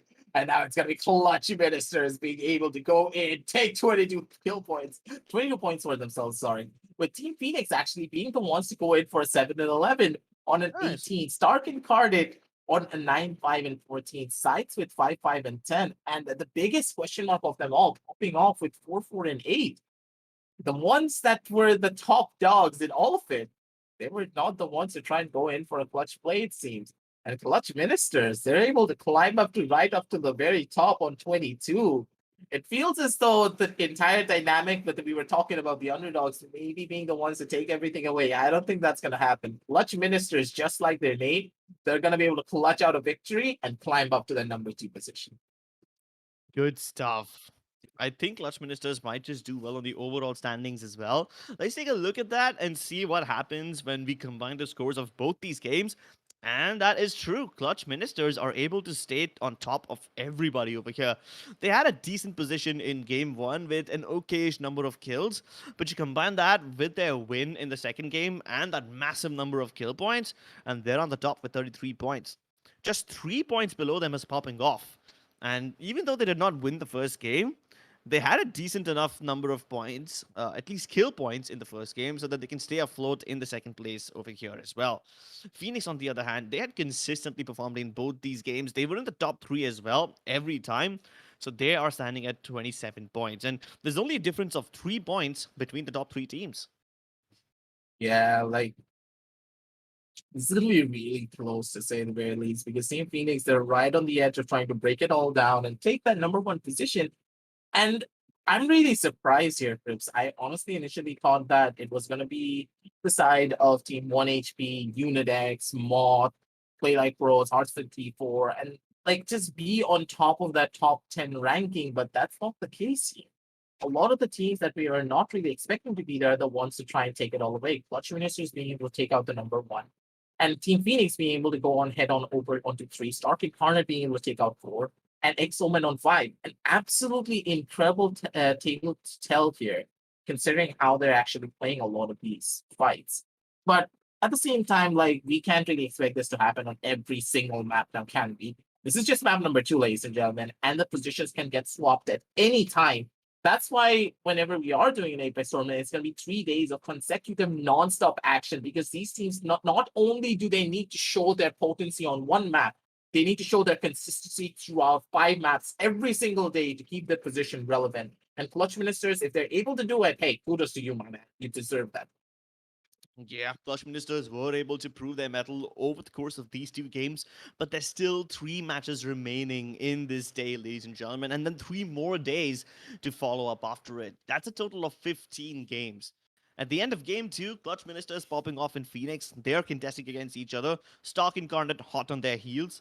X-Omen were able to stay relevant in the first game, but then they kind of had a massive drop after it. And I don't know if they'll be able to keep up because Verdi XT and Sights are 2 teams which can become very kill hungry if necessary, and I think they can overtake X-Omen in a matter of a few games. Washed Apex bots, they were really good in Qualifier 2, but now I don't know if they'll be able to keep up when every team from every qualifier is here to fight against them. Yeah, I kind of agree with you there because considering the amount of chaos that was ensuing throughout map number 2, I don't really know what to expect on map number 3.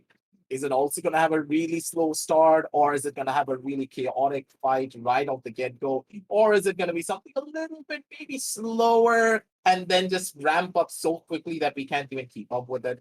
Ladies and gentlemen, we will never know. Match number 3 is going to be set up, but before, as it is setting up, sorry, I would like to ask you a question here, Prince. Do you think that this kind of gameplay going up right until the very end, do you think that if this is the pace that we are following throughout this entire tournament, do you think a couple of agents, for a couple of legend switches, sorry, is really required here? Or do you think that legends that these teams are already playing are perfect for the setups that they're doing?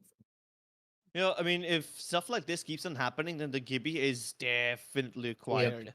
I mean, there's another thing that you can consider. I mean, let's say if the final zone is near an urban area, right? There was this one compound over here with 2 houses in it. Those Mhm. were basically the places where it all came down to. Now, let's say you have a legend like Caustic that is great at Oh, defending yeah. this area. He can really be a menace to deal with over here. But if it's Mhm. out in the open, like we had in the first game, when you were on top of that mini dome, wide open areas, barely any places to hide, at that point, the Caustic becomes a little irrelevant. Mhm. So yeah, it all just is a massive gamble. You can pick legends like Gibraltar who are going to be relevant in every zone, Yep. whether it's an urban zone or an open zone. But then there are some situational legends like Caustic. I don't even know if Watson can be considered defensive anymore because of how difficult she is to play right now, and just Yeah. overall very squishy. So yeah, maybe I don't think these teams need to change anything. Yeah, Yeah, I there, think there are that. there are some teams who are running the Revenant, and I Mhm. think those teams will have a massive advantage in the early game when the chances of getting third party are lower. But then Mhm. imagine this: you put down a Revenant totem in the end game over here, and you go in, and then you find Someone out that else some is gonna other use it.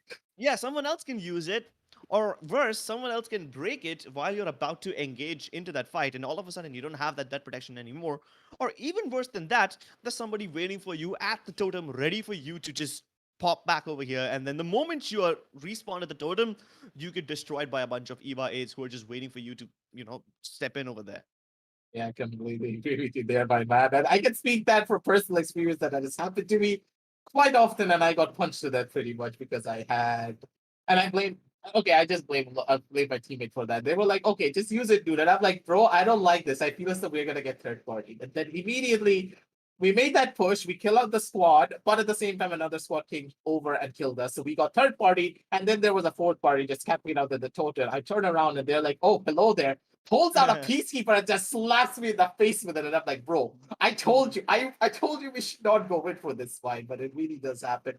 And that could just be the case that happens here as well for a lot of these teams. So they need to be careful of how they take a lot of their different engagements moving down the line here. So as I was just saying, the composition lineups, I think that is absolutely perfect. The legends are playing their parts properly. They know what they're doing, and I believe that the Gibraltar, no matter what the situation is, it's always going to be there.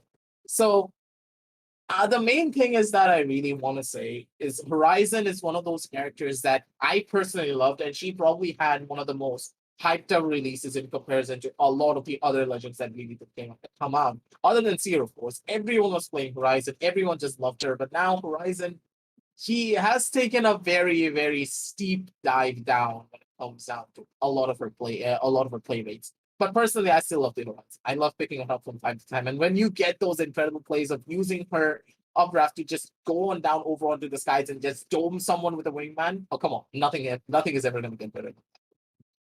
I mean, that's true, but then Horizon, it's more like mobility for yourself instead of your entire team. Mhm. Yeah, the black hole can be a really good way to break open some of these defensive strongholds. Like, let's say you've Mhm. got one team just hold up inside a house, you put down that black hole over there and just dump a bunch of grenades, and you should be able to clear out them. But yeah, there's It's another character that situational. we're kind of, yeah, it's very situational, right? There's another character that we're kind of ignoring over here is probably Valkyrie. Yeah, sure, the Mhm. Octane jump pad helps you rotate quite easily, but then the Valkyrie, you have additional mobility, and going up and top of those houses, with your just wings can be really good. But ladies and gentlemen, we can speculate as much as we want, but I think it's better that we just jump into the game. So we're going to be going live with game number 3 after a short message from our sponsors, but don't go anywhere. We're going to be taken to the skies very soon.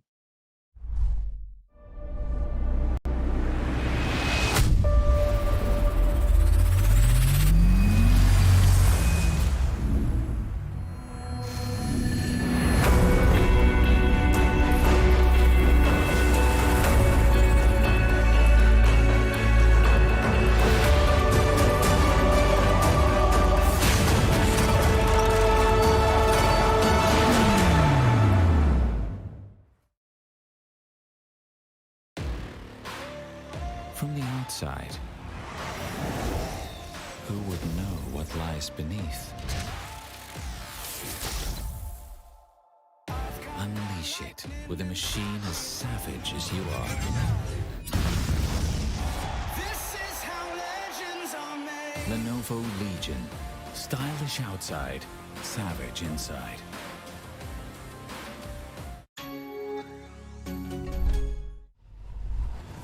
Hello, ladies and gentlemen. Welcome back to the third game of Lenovo and Intel presents Rise of Legions Apex Legends Tournament. We are back with the games, and this time around, let's see which one of these teams comes out on top. We have only one team inside of Fragment this time, so no early game battles over there. But nope, I changed my mind. There are two, and they're literally right on top of each other.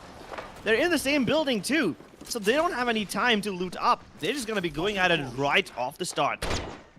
Yeah, and honestly, at this point, it's gonna be the side of popping off going in for this percentage engagement. And popping off, if they die out here, you know for a fact they're gonna be losing a lot of that position when there's a ram bait or something else. So they don't know the people for a couple of gunshots. Will they be able to take him down? It's going to be the real question.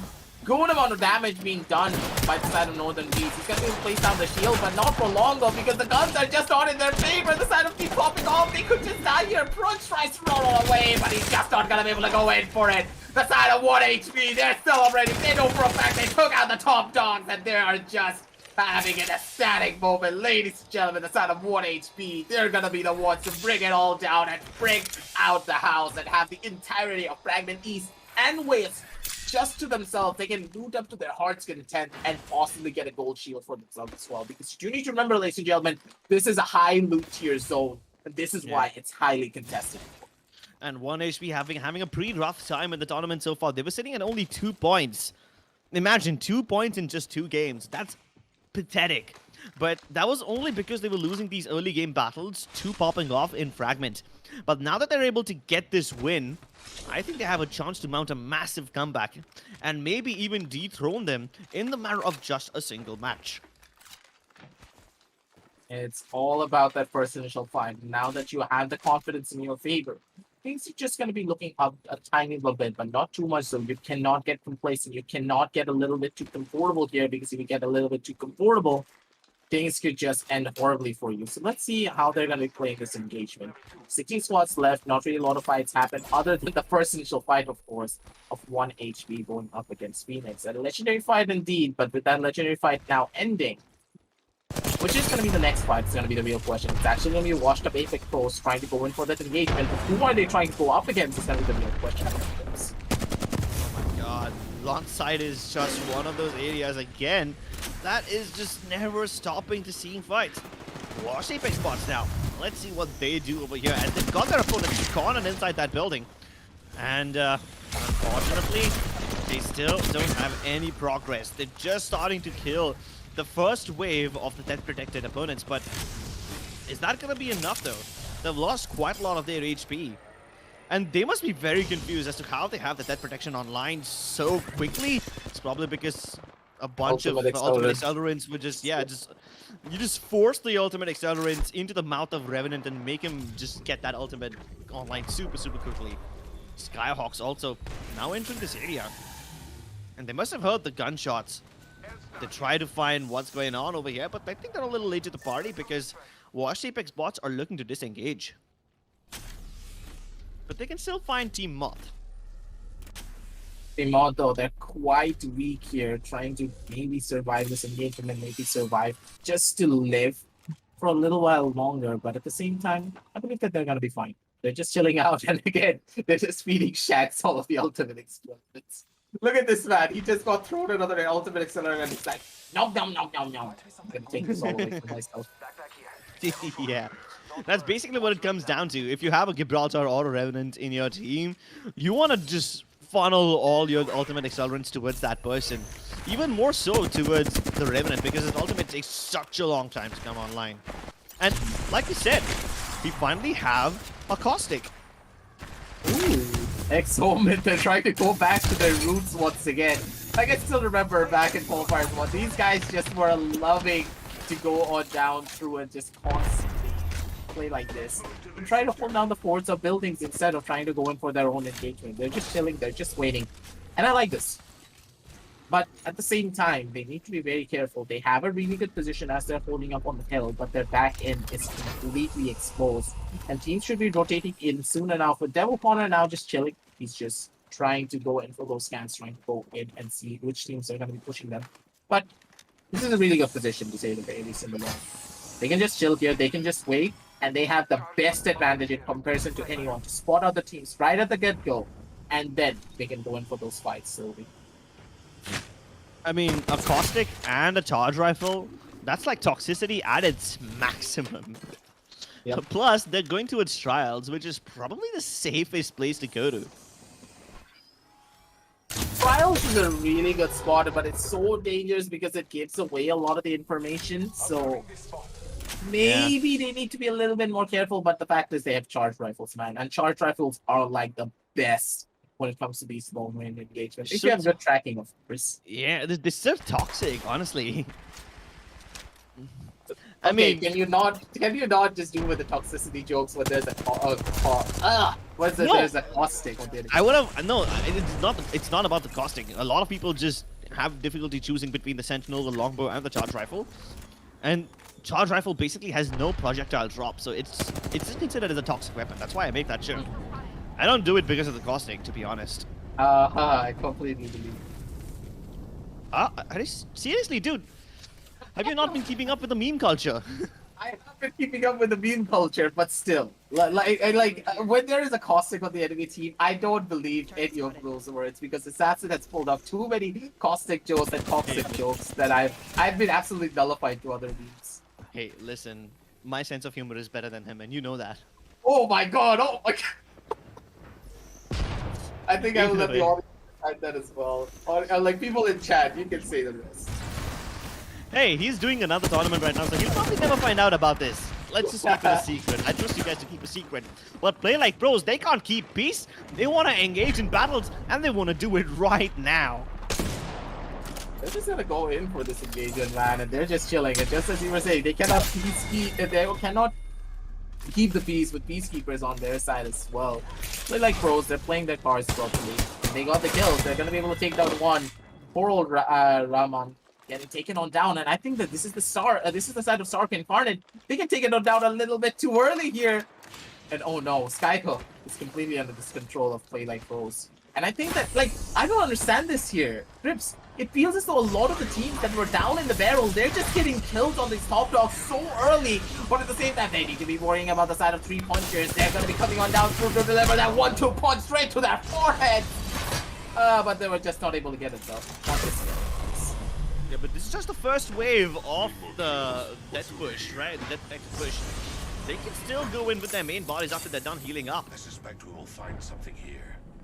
And now it's just about healing up, trying to go in for a better position. They know exactly where they are. The ultimate's still in hand. But PHG, he needs to be very, very careful because another squad's pushing them.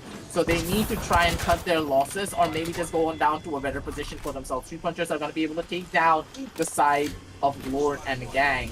And with that, it's pretty much done and dusted. There's nothing that you can do here.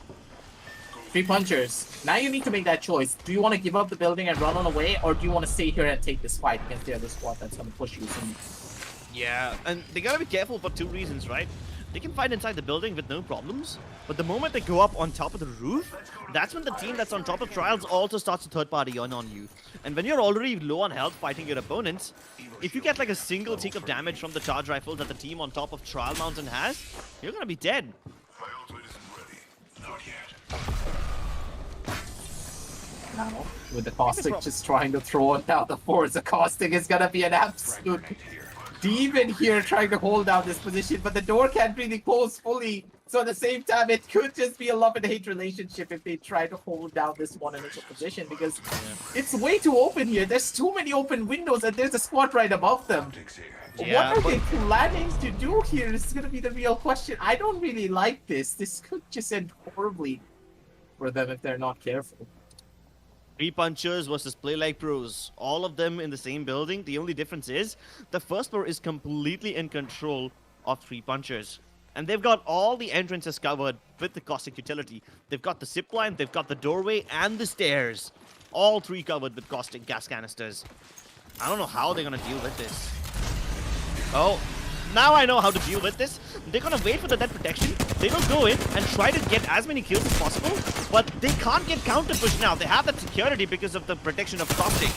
And that's how they can have offensive and defensive abilities at the same time. This is a very good plan by 3 punchers, but let's see if they're able to execute it against Play Like Pros. Oh my goodness, it seems like they can. 2 people have been knocked already. 3 versus 2 right now, and the Bloodhound also gets taken down. The Mastiff slaps at close range and destroyed.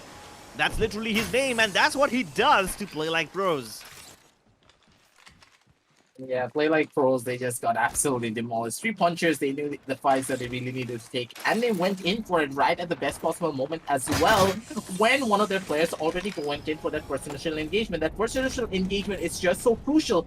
If the person that is going in for the entry frag is able to get just a tiny little bit of damage and cause a little bit of chaos, that's all that his teammates will ever need to try and go in for that fight. beautifully done from the bait to go in, deal that first little bit of damage, and as soon as he was dipping out, one of the opponent teams were trying to go in for that chase, and they got caught out by the teammates trying to go in and give that back up. Beautifully done from their side, but at the same time, Team 1HP, they're going to be going in for their own engagement. They need to be kind of careful though, because Chris, your own twin brother here, Chris, is going to be in a pretty sticky situation. He gets tagged down, not a lot of HP to work with, but the scans are going to give him a lot of information at the same time. But it would have been a very good fight if you didn't crack that joke. Like, come on. Come on. Is this how you repay me for the toxicity jokes? Yes. As long as Crisp is, Crisp is still alive, we're going to be going in for this. Enemy over there. Alright then. Mr. Wraith, Mr. Crips, please, Yes. for the sake of both of us, regain our honor. Yes. Regain the honor of the Crips clan. The Crispy clan. Yes, the Crispy clan. I'm done. Well, let's see if these guys are done or not. I mean, Hotstop your brother's is using dead. the bubble to finish them off, and yep. Caster's curse quite real over here. I don't think anyone wants you to win here. That's gonna be the hard part. But at the same time, what Team 1 HP, they should be able to take this engagement. But Hearts of Team 4, they're getting pushed by another squad. Who is this on the receiving end of it all? It's gonna be the side of Team Phoenix. They down the Hearts of Team 4. They're stuck between the rock and a hard place. That's all that they can do here. But still, Team Phoenix, they're not out of the waters just yet. Because right on the other side is gonna be the side of Team 1 HP. They're trying to go in for this fight. They're still gonna be able to go in for this play. But the shots are just too clean. From the side of Team Phoenix, ladies and gentlemen, they're going to be able to take down one more player. The Bloodhound takes the backseat, and Team Phoenix next still have two members. They can easily go in for this fight. They can easily go in for the skill. Take down the last player. Send them back home. Then it is going to be another kill coming on down through, but this is the fourth party coming on down through as the third party. Ultimate Noob, he's trying to go in for the shots. He doesn't have the bullets to work with, though. He needs to try to shield swap himself into a better position. He needs to try to survive this last player remaining from the side of Team Phoenix, ladies and gentlemen. Will he be able to go in for this clutch? Will he be able to go in for this place with his teammates being able to feed so much information away? Watch the Apex box. He's trying to go in for that heal. He needs to be fast about this push, and it's gonna be Ultimate Noob trying to go in for the shots, but he's just not gonna be able to go in for it. Washed up Apex bots, they actually take it all away, being the fourth party of this engagement. What a chaotic battle over here. I never expected a chaotic battle like this to go on inside of Lava I think Fissure, the fifth party's coming. least sweatiest of all places. But, I mean, of course these parties are going to keep on coming. They just got scanned, and unfortunately, they've only got 2 people right now. But Crips does get revived. Unfortunately, Frenzy has not been revived just yet. So, hey, Team 1 HP are still in this battle. The fourth party did arrive, but they were able to get away. That last player, in the form of, I believe, the Bloodhound, was able to grab the banners of his teammates and then make a move, only to revive his players at a little distance. But hey, 1 HP is still alive and they're kicking. Well, not kicking the bucket just yet, but just kicking alive, and hopefully they'll be able to revive their third player as well and get back up to full strength. What just happened here? That fight was an absolute utter chaotic situation. I thought that 1 HP they were going to be going for. I thought that 1 HP were the guys going in for that push, but instead, who was it? It was actually the side of Apex bots. Just coming out of absolutely nowhere and just being able to bring it all back onto their side. 3 punchers are also going to be able to get out of their own position, but they do get tagged by a lot. Vishrampai is not going to be able to survive for long. He has to try and get himself into a better situation, to say the very least. He does have the gold shield though. So having the gold shield does allow him to go in for these pop shot fights a lot more efficiently and a lot more frequently, because winning out cold battles is just as crucial as getting kills in the game of Apex. The more pressure that you can build up onto your opposition on their safe haven position, the better you are going to be performing. But now this is going to be the time to go in for that push. Vishrambai is inside of the zone though, and that zone is just going to be ticking away at his Revenant ultimate HP. It is a good rotation spot though, to say the very least, but he's just not able to go in for a proper fight, not just yet. And with the Revenant ult now running out soon, it's already at the 3/4 mark here. Chris, he's going to get teleported back, or no, he's not gonna get teleported back, and he's just gonna get stuck in the very, very bad position, I would say, because now he has no more second chances, and yep, he gets taken out. That's why the Revenant Octane combination is supposed to be a very good one, right? You will be able to cover the distance with the Octane jump pad after you pop that ultimate, but Copy, yeah, he's getting destroyed at this point, and that is gonna be it of 3 punches. Bludge Ministers are able to survive this assault, and they destroy Team 3 punches. But I love this. I mean, I love this concept. The Caustic and the Revenant. You can put up your Caustic, canisters in a room, pop your Revenant ultimate, and then go assault a team. And the only good part about it is that you can't get counter push because the Caustic Totem will protect you. Yeah, but the lack of Octane kind of makes your Death Totem a little irrelevant because by the time you actually reach your enemy, you will run out of that protection. Washed Apex bots. Now let's see what happens when they're on the high ground. Both the Gibraltars have thrown down that ultimate, so it will just be defensive bombardment raining upon all of them. Now it's gonna be John FPS popping that ultimate accelerant almost immediately.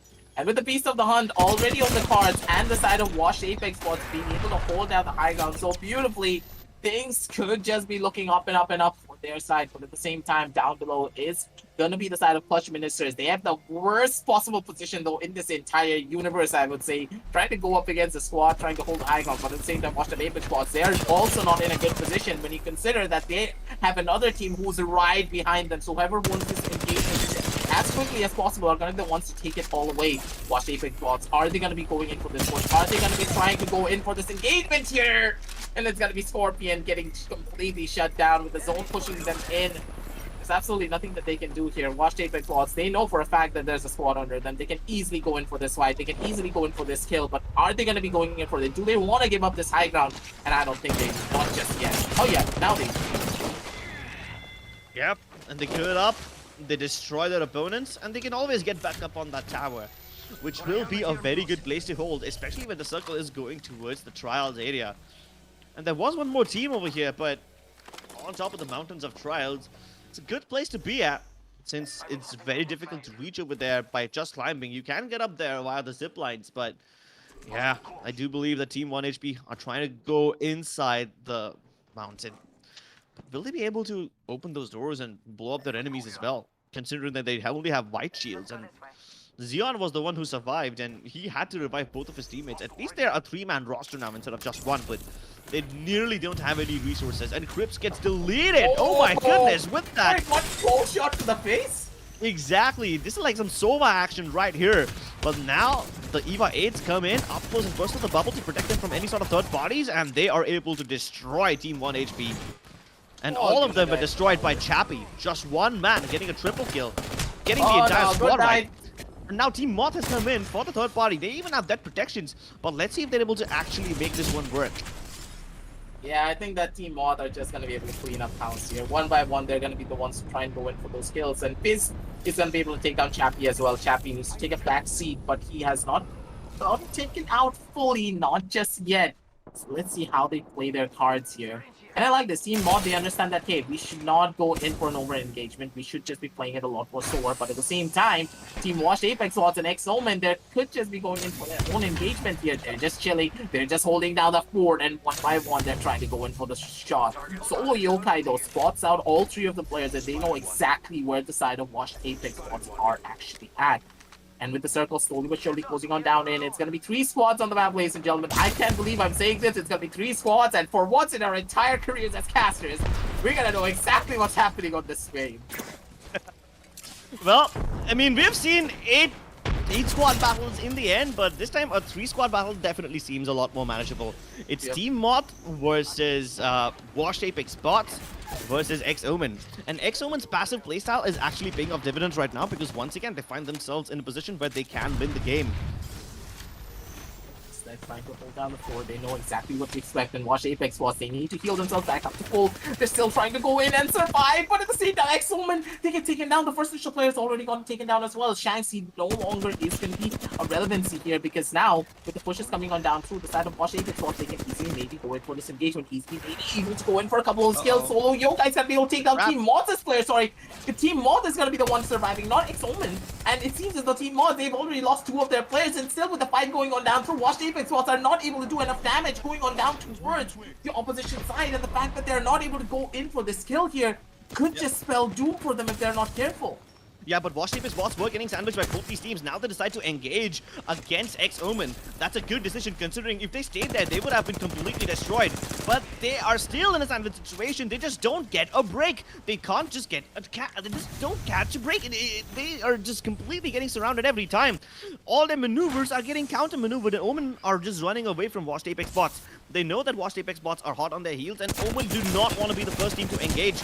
But Washed Apex bots don't really have a chance, and now they've lost Switchy. It's John MPS and Metro Legion. Both of them are very low on HP. I don't think Metro Legion will be able to survive this onslaught. It's a 1v1, but he will lose. And that's Team Moth, who now sees this as an opportunity. They want to engage upon Team X-Omen and get this win for themselves before X-Omen have a chance to heal themselves. But as they're walking into the Noxcast off the Caustic, they're walking into his world.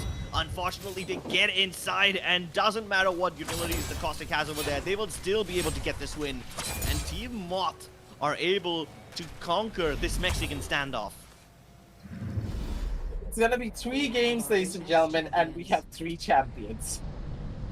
We haven't seen this in a really long time, because when you consider qualifiers 1, 2, and 3, it was always that one team that were consistently just performing over and over again, being able to take that #1 position for themselves. But now, it feels as though it's like an absolute showing coming out from everyone. They know what to expect, they know what to do, they know how to take those engagements, and they know exactly how to take down their opposition every single time. And it's going to be now the side of Team Mod being the ones to bring it all back onto their side in not as much of a chaotic fashion and not as much of an excited fashion, but still, hey, sometimes we need a little bit of a chill pill here from time to time. Take it a little bit more slower, and hey, Team Mod beautifully performed from them, even though they had an intense 3 versus 3 situation where they were surrounded by multiple different people. X-Omen, slowly but surely, they were actually taking out all the members of the side of Team Mob.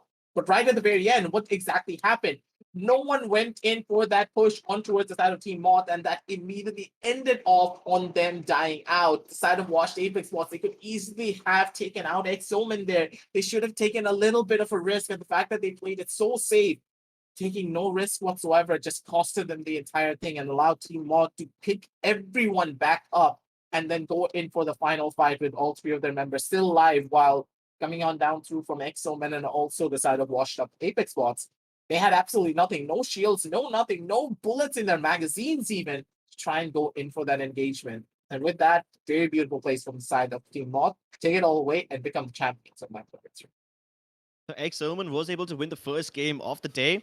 This time they're in the top 3 as well, so placement points galore for them, but the kill points are kind of lacking. And they don't seem to mind that because their passive approach is getting them all the placement points that they need. So let's take a look at the highlights and actually enjoy the teams that were really participating in the fights right from the start. And when you consider the highlights here and right off the get-go, I honestly thought that with the side of popping off dying out this early to the hands of 1 HP as well. 1 HP, they were on that high. They were super confident being able to take down the top contender of this entire lobby. And I think they got a little bit too overconfident, and that overconfidence got to them right at the very end. 1 HP finally were able to beat their nemesis, Team Popping Off. And this was actually a very interesting battle over here, where Team Popping Off, not Popping Off, Team 1 HP were able to exact revenge for whatever had happened to them in the last 2 games. But again, they didn't end too well on an overall grand sense of things. The only thing that they were able to do is take down the top dogs of the tournament and kind of ruin the game for them, which basically equalizes the scoreboard for everyone. Now, moving them down over towards the side of 3 punchers, so you have to give it to 3 punchers that they played their cards so beautifully.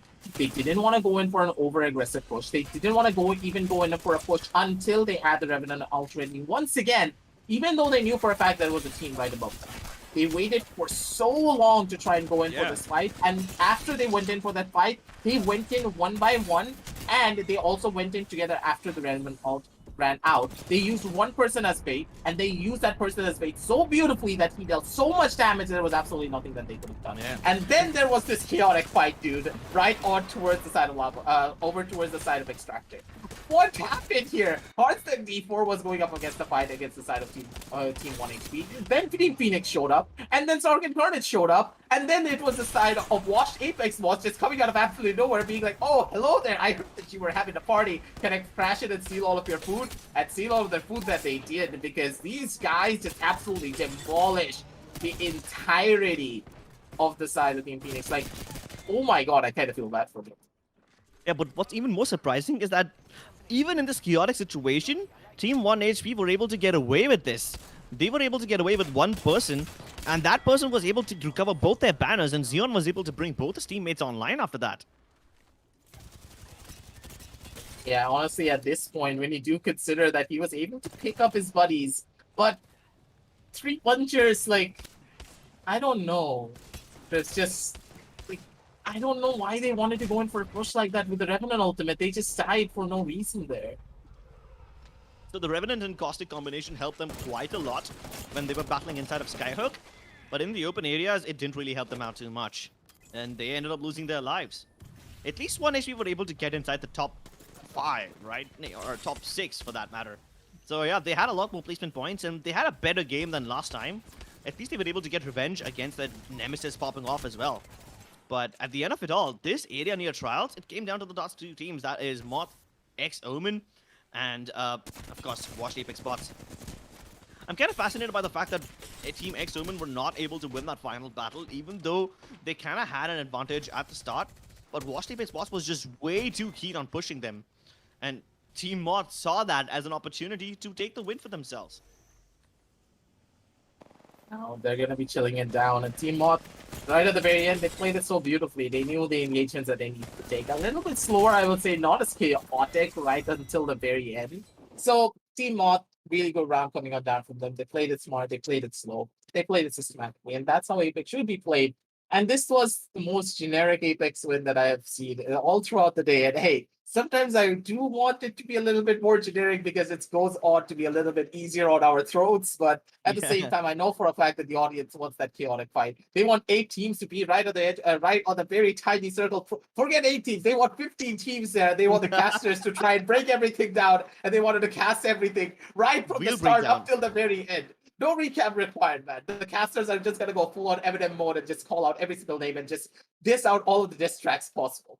That's what they want us to do, but hey, it's gonna be impossible for us if there's like 15 teams. And considering the pace of a lot of these matchups and considering how many Apex champions that we are actually crowning, anything could happen. There is no one single dominant team because consider something, all the teams that are at the bottom of the barrel as well, they're rising up to the challenge and they're taking out a lot of these top dog teams. It was X-Omen at the very beginning, then it was popping off, and now it is gonna be the side of Team Moth. Team Moth.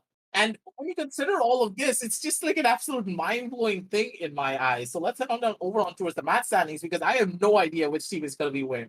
There is no definite answer because you can't really remember everyone. Bottom of the barrel, now up till the very top, it's gonna be the side of Team Moth with 15 points on their cards. But look at the side of Washed Up Apex, what, 7-7? Very beautifully done. X-Omen, once again, they go for a passive approach. It ends up netting them quite a lot of placement points, but they have a lot more kill points this time than they did in the previous victory. So yeah, these consistent top place finishes will be able to keep them relevant. And what's even better is that teams like Washed Apex Bots and 1HP, who were having an absolutely horrible time in the tournament so far, are able to put up a decent number of points this time. They had 14 points and 9 points respectively, which is much better than just having 2 or 3 points. So they will at least be able to get inside the top 10, if not the top 6. But consider this. There are so many good teams over here, like let's say Team Popping Off, Team Sights, Stark Incarnate. All of these teams, they died right at the start with 0 or 1 points. That is it. Now, these are the match standings for only the 3rd game. But this was such a massive change of events. All the top dogs got taken down right at the start, and all the bottom barrel, fishers were able to climb up. And this is going to change the overall rankings as well. This is going to heavily change up the entire scoreboard. Yeah, let's head on down over onto the overall settings and see exactly where these teams are lying because I don't know, man.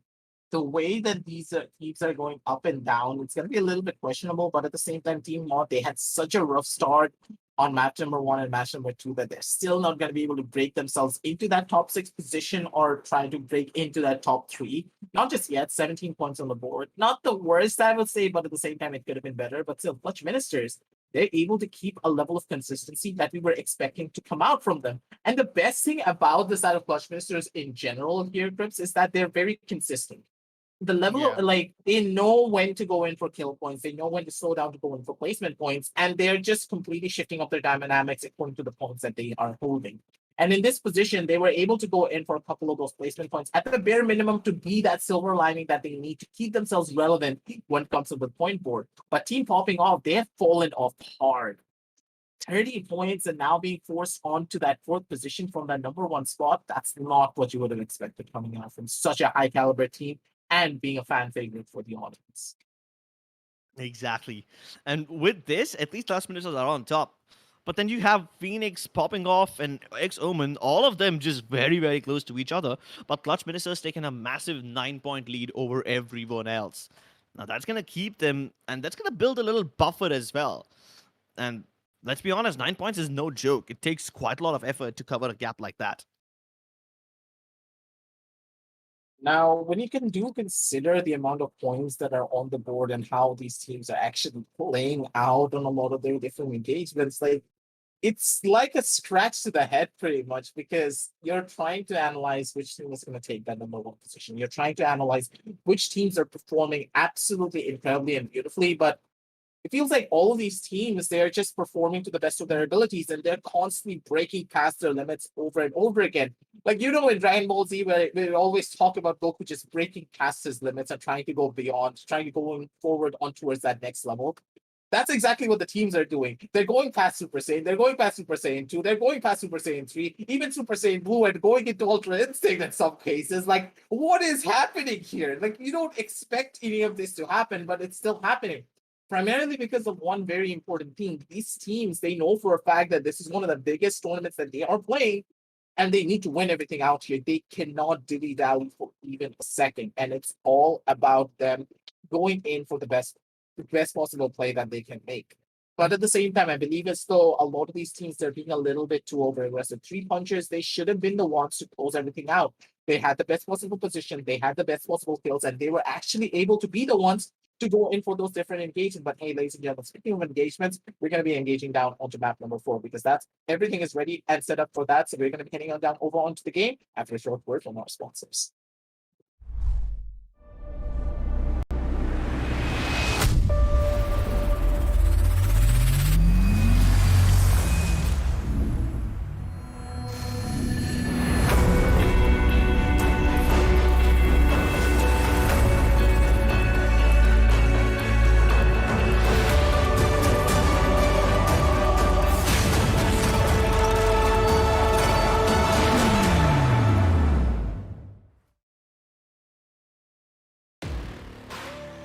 From the outside, who would know what lies beneath? Unleash it with a machine as savage as you are. This is how legends are made. Lenovo Legion. Stylish outside, savage inside.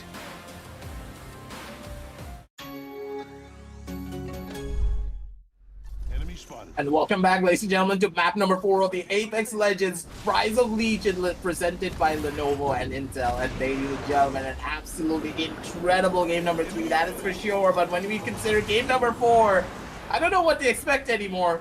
Complete roller coaster of emotions. Map number 1 was an insane gameplay coming on down through from the side popping up. Map number 2 was another insane game coming on down through from the side of Team Clutch Ministers, and now it was the side of Team Mod being able to bring it all back, take it all away, and get it onto their side. But now moving on down towards map number 4, Unit X, they got their hands on a longbow. And with that first initial crack coming on down through Unit X, they're going to be going in for that first initial fight, trying to take out the side of Stark Incarnate on towards the side of Countdown. Will they be able to do this, though? It's going to be the real question, because considering all of the positions that they're trying to go for, I don't really like this. Things could just backfire if they're not careful here. Don't you think so, James? Yeah, Unit X definitely has been one of the stronger teams in the tournament, but Stark Incarnate is a little better just at this moment. And I'm not just talking about in the level of points that Stark Incarnate has, but even in terms of loot, they've got purple and blue shields on their Gibraltar. Like Gibraltar is already one of the strongest and the tankiest characters in the game, but then you put a purple shield on him, especially when your opponents have white shields and not even enough shield cells to get themselves back on full HP. Things are gonna start to look rough for Unit X. Maybe someone over here. Yeah, Unit X, they need to be careful. If they try to overcommit to this engagement, it could just end up horribly for them. So they need to play their cards properly. Take it slow, take it steady, and maybe then go in for this fight. But let's see what we can expect here. Moving but down both- the line. Both of them have just scanned each other, right? So they're both aware about each other's position. It's kind of like a stalemate right now. And both these teams have two avenues of approach. One of them is on the ledges outside, where Glordessa is currently looking at, and the other place is via that big metal door. But hold on, Unit X wants to disengage. They're running away from this one. Will Stark Incarnate chase them? Like Sark and Karna, they just need to go in for this fight. I think that they're playing it a little bit slow, and I understand that you are scared, but you need to get yourselves back on the board, my man. Because playing for the placement points alone, I don't think it's going to be helping the side of Sark and Karna that much. But at the same time, Team 1 HP, they're going in for their own fight, and who are they going up against? Raj! It's going to be the side of Team popping off, going up against the side of 1 HP. Once again, ladies and gentlemen, this is going to be one of those rematch games. Who's going to be going in for that BM, and who's going to be the one to win everything out? Will it be 1 HP once again, or will it be the side of Team popping off, being able to get that revenge kill? And they're going in for it. Trudge is like, you BM me last game, I'm going to BM you right here and right now. The fight inside of the first time that we saw that one kind of was an anticlimactic one. But popping off this time, they don't want this one to be an anticlimactic battle. They are going in for the kill. They've got the ridges in control, and 1 HP versus popping off. This is a rivalry that's gonna keep on Oh entertaining no, they're us going for back in the days. same building. They're going back in the same building. It's happening. Well. Some things just don't change now, do they? Same building, same two teams fighting against each other on the edge of fragments. This is gonna be a very interesting battle. This is the rematch that we really wanted at the rematch of the century, ladies and gentlemen. But I don't think that the side of Team popping off, they're going to take that risk. They know for a fact that they could just lose everything, trying to go in for that push and trying to, you know, stroke their egos a little bit. So they're going to swallow their pride and they're just going to move on down over towards the other side of that. And Team 1 HP, they're going to be able to live or possibly not be able to kill the side of Team popping off, as they are going to be the ones to live for another day here. But Northern Greece, oh no. Oh no, he needs to be careful. He's on his lonesome right here. Oh, yes, but he's already here. This I fight thought is that a they were little gonna walk too- away. They actually just came back. And it was Northern Greece just give the call that we're gonna stroke our egos? What? I don't know what's going on, honestly, at this point. These battles are a little too spread out. And popping off need to be a little careful over here because their indecision could cost them. I mean, they've got Prudge inside the city, while the other two players are on the outskirts near the village. I don't know how much I like this because they're just consistently just trying to go in for these fights and trying to get back out almost immediately. Yes, this can work, but also this can be super dangerous. Startup guy gets tagged down and he gets cracked as well. He needs to run on away almost immediately. And there's not much that he can do here. Oh, I think now I realize why they were trying to run away. Aviator Oh, Esports another has showed up to the squad. battle. So yeah, it was 1 HP versus Aviator versus popping off inside of the Fragment City. But right here, we have Unit X. Stark versus Stark Incarnate. Oh my god, once again, they like pros. Looks like they want a piece of the pie. Oh. Oh no, Stark Incarnate got taken out as well, and it's gonna be now play like close going up against the side of Unit X. Beautiful tracking coming on down through from the side of the Bloodhound, ladies and gentlemen. And now Unit X, they're in the worst possible position possible here, and they need to try and survive this. They need to try and go in for the escape, and they're still gonna be in a good spot, but at the same time, they need to run on away. The Gibraltar Shield does give them that little bit of cover to work with, as they were now being able to get themselves inside of the building. And this building is absolutely crucial here. If they do play their cards properly, if they're able to play their cards right, it could be good. But at the same time, Mind Freak throws out the caustic ultimate, and they're just getting tagged down slowly but surely. Nowhere to run, nowhere to hide. Unit X, he's still trying to survive. They do get one more kill, and it's going to be a 1 versus 1 situation. It is going to be Chappie going up against the side of the raid. Who's going to be winning out on this engagement? Will it be the Bloodhound, or will it be the Gibraltar, who has a little bit more HP to work with? Syringes are going to get popped out as well. Not really a lot of HP to work with inside of the zone. Both of them are taking this fight, and who's going to be the one to try and win everything out? Who can outlast the zone? Who has a better medkit? Who can heal up even faster is going to be the real question here. It is going to be a heal coming on down from the side of the Bloodhound. The intense 1v1 is still going to be going on down to whoever wins this is going to be able to take it all away. The info still in the favor of the side of one. He's trying to go in for that swing. He's trying to go in for that fight, and the shield, that's absolutely beautiful. And a kick to the face, but it's just not enough. Chappie, how did you do that, my man? Did you just actually pull off a miracle here? This was a very difficult fight, to be honest. Both of them surviving in the ring, trying to heal each other up, just shield dancing around, and both of them ran out of their weapons and their bullets at the same time, so it came down to a punch battle. And it seems like Chappie is the one who's got the stronger fist, wins out the battle, but he lost one of his teammates, and he's still got a long way to go to make it inside the ring. And keep in mind, this is just the first ring, so it doesn't hurt you that much. But if you stay out for too long, you will get to round 3 and round 3 and round 2 and round 3, my bad. And at that point, the ring really starts to hurt you quite a lot. But Hardsuck over here, they've got Psyhawks under their crosshairs, and Lonside is about to become the burial ground of some of these teams. Now it's time for them to just go in for this fight. Hardsuck D4, they're not going to give up on that for even a second. Stark Incarnate, though, they're still pretty much still alive, just a tiny little bit. They're still going to be able to go in for that engagement. And Unit X, finally, they get taken out by the side of Stark Incarnate. The fight that they were trying to go for, they were finally able to get the revenge kill for their buddy Ward. And they were able to take down the side of Unit X down in a 2 versus 3 situation. But at the same time, they're still inside of the zone. They're still not in a good spot to try and take a deep breath and catch their own breath and try and go in for that fight. But at the same time, Skyhawks, they're still going in for their own fights. Clutch Minister on towards the back, and they're going for another one towards the side of Countdown. Every single fight in this entire world is happening all towards the side of Countdown. Do they all live in the same city or something? Like, what is happening here? I'm sorry, this is Lonside, just to correct you with that, but Clutch Ministers over here definitely are looking like the stronger team, but not anymore, as Scorpion taking a bit too much damage over here. And Northern Breeze, his team is also showing up to this battle. Skyhawks, they have to fight against 2 teams at the same time. And you're right, this place does look like the residence of almost every team in the server right now, because there's just way too many people present over here. Like, this just makes like absolutely no sense, but hey, if it works out, it works out. It's gonna be the side of the team popping off, being able to take down Goopy X on towards the back end, but at the same time, watch Apex squads. They could just go in for their own fight here. They know for a fact one of the squads are holding on down from on the lower side of the building, and one could just be pushing them from the back. Nukio gets taken out as well. He was the solo player for his own squad trying to survive this engagement, and now they need to make that choice here. Watch Apex squads. Do they want to go in for this push, or do they want to just chill here and just sit in the back? And this could be dangerous if they do want to go in for this push here, but let's just see. They're playing it slow, they're playing it smart, but Hardsuck D4, they're right on the other side. Ooh, good damage from the side of Neo. With Neo getting that first initial fight and being able to crack out one of the players, I don't think they're going to go for this. Just run away here. Just run away, watch Apex spots. You don't want to go in for this engagement. I mean, they're up against Hardstock, and this is happening inside the dome.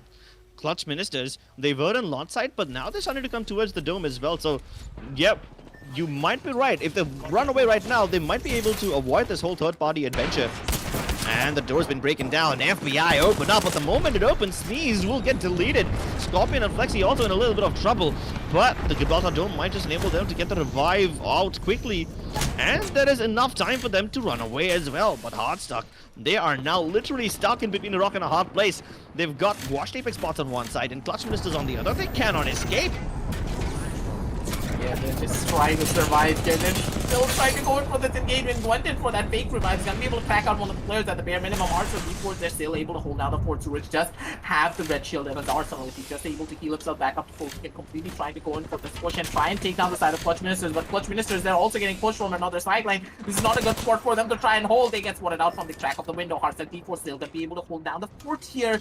Suraj needs to try and heal himself back up to full at the bare minimum to try and survive this engagement. But with Word.exe also making this push here on towards this one small specific area, right at the edge of the circle with only 35 seconds left on the clock. I don't know how much I like this. Things could just end up horribly, and just as I was saying, it's going to be the side of Watch Apex Bots trying to go in for that push. One on the inside, one on the roof, one on the fight side, one on the sidelines. Who's going to be the one to win out here? Watch Apex Bots. They're going to be able to take down everyone from the side of Sark Incarnate on towards the back end of everything. What just happened here? Watch Apex Bots, how are you still alive? How is Heartstuck still alive? They were the ones who were trapped over here. But the two teams that were trapping them, they started fighting each other. And Heartstuck somehow, even though they're stuck inside that building, at least they're alive. But now Word.exe shows up. And this could be the one battle that ends every battle over here. And they've got plenty of dead boxes around here, which means they don't even need to heal up. They can just shield swap every now and then. But unfortunately, even those dropped out armors, they are also depleted. So yeah, Word.exe can take a chill pill. At least they're not trapped, right? At least they're not like hard stuck in this box. And I have absolutely no idea, but yeah, why did Washed Up Apex Bots decided to fight the other team when Hardstuck should have been the one that died first? Well, now they need to prove their mettle once again against Word.exe.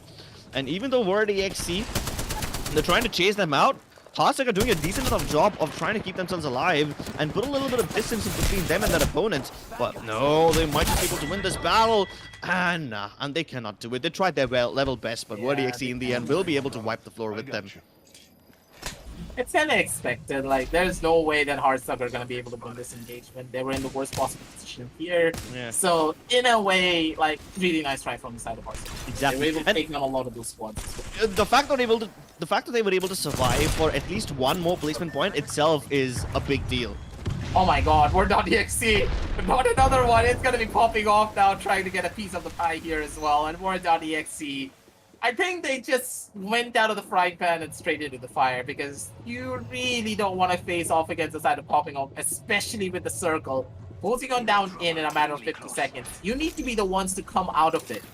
Yeah. And Team Popping Off, they're just literal gatekeepers. They're like those, like, you know those seagulls that were waiting around on Finding Nemo? They're literally just chilling, man. They want this. And they're gonna go in for it. And the fact that Popping Off has an exit avenue means that if this fight goes wrong for them, they can always escape from this area and move in towards this ring. But unfortunately, I don't think that Washed Apex Bots have that luxury. I'm sorry, not Washed Apex Bot. Word.exe have that luxury, but hey, Word.exe, they down Prudge. It's now a 3 versus 2. Turn it into a 2v2 as Vacom is able to get some revenge. But this is going full send in. None of these teams are holding back, and they want to finish each other off right here and now. No escape. This is going to be a fight to the death, and Word.exe survive the onslaught. They're able to wipe out their opponents. They're able to wipe out Popping Off. My god, it's the side of Popping Off. I didn't expect this to happen. What is happening here, Crips? It feels as though all of the top dog teams, they're getting absolutely demolished in a matter of seconds. All of the underdogs being able to bring it on back. They're no longer the underdogs here. They're actually the best of the region, being able to take down the best themselves. Like, who is left now? Who's going to be taking the #1 position? I feel as though all of the teams that were in the top 5, they've all been eliminated already. Yeah, I mean, no Popping Off, no Washed Apex Bots. Word.exe are able to survive the 4th party, and that's just a miracle to me. But hey, now they've got the entirety of Dome under their control, which means they can stay safe. Launchside is going to be a massive place, and yeah, there's like 4 buildings over here which you can take control of, and one of these buildings can be occupied by 1 team each, which means this area can house a lot of these players. But look at the ring! No, look at the ring! It moved away from Launchside, which means all these teams will have to abandon their safe spots and move out into the open. Trying to go in for these fights here. Skyhawks, they're still holding down the fort, and they're still trying to maybe go in for the kills here, but they're still not able to find a notch just yet. Let's see how they do play their cards here, because if they are able to play it properly, things are just going to be looking up, but let's see what we can expect here. Skyhawks, I don't know, man. Are they actually going to be able to get out of this? Because one team is right behind them, and they're stuck right on the edge of this circle. This circle can just push them out into the open and straight into the frying pan. But I think that the main people who are in the fire right now is going to be the side of Word.exe, and it's going to be Phoenix going to be the one to take them down.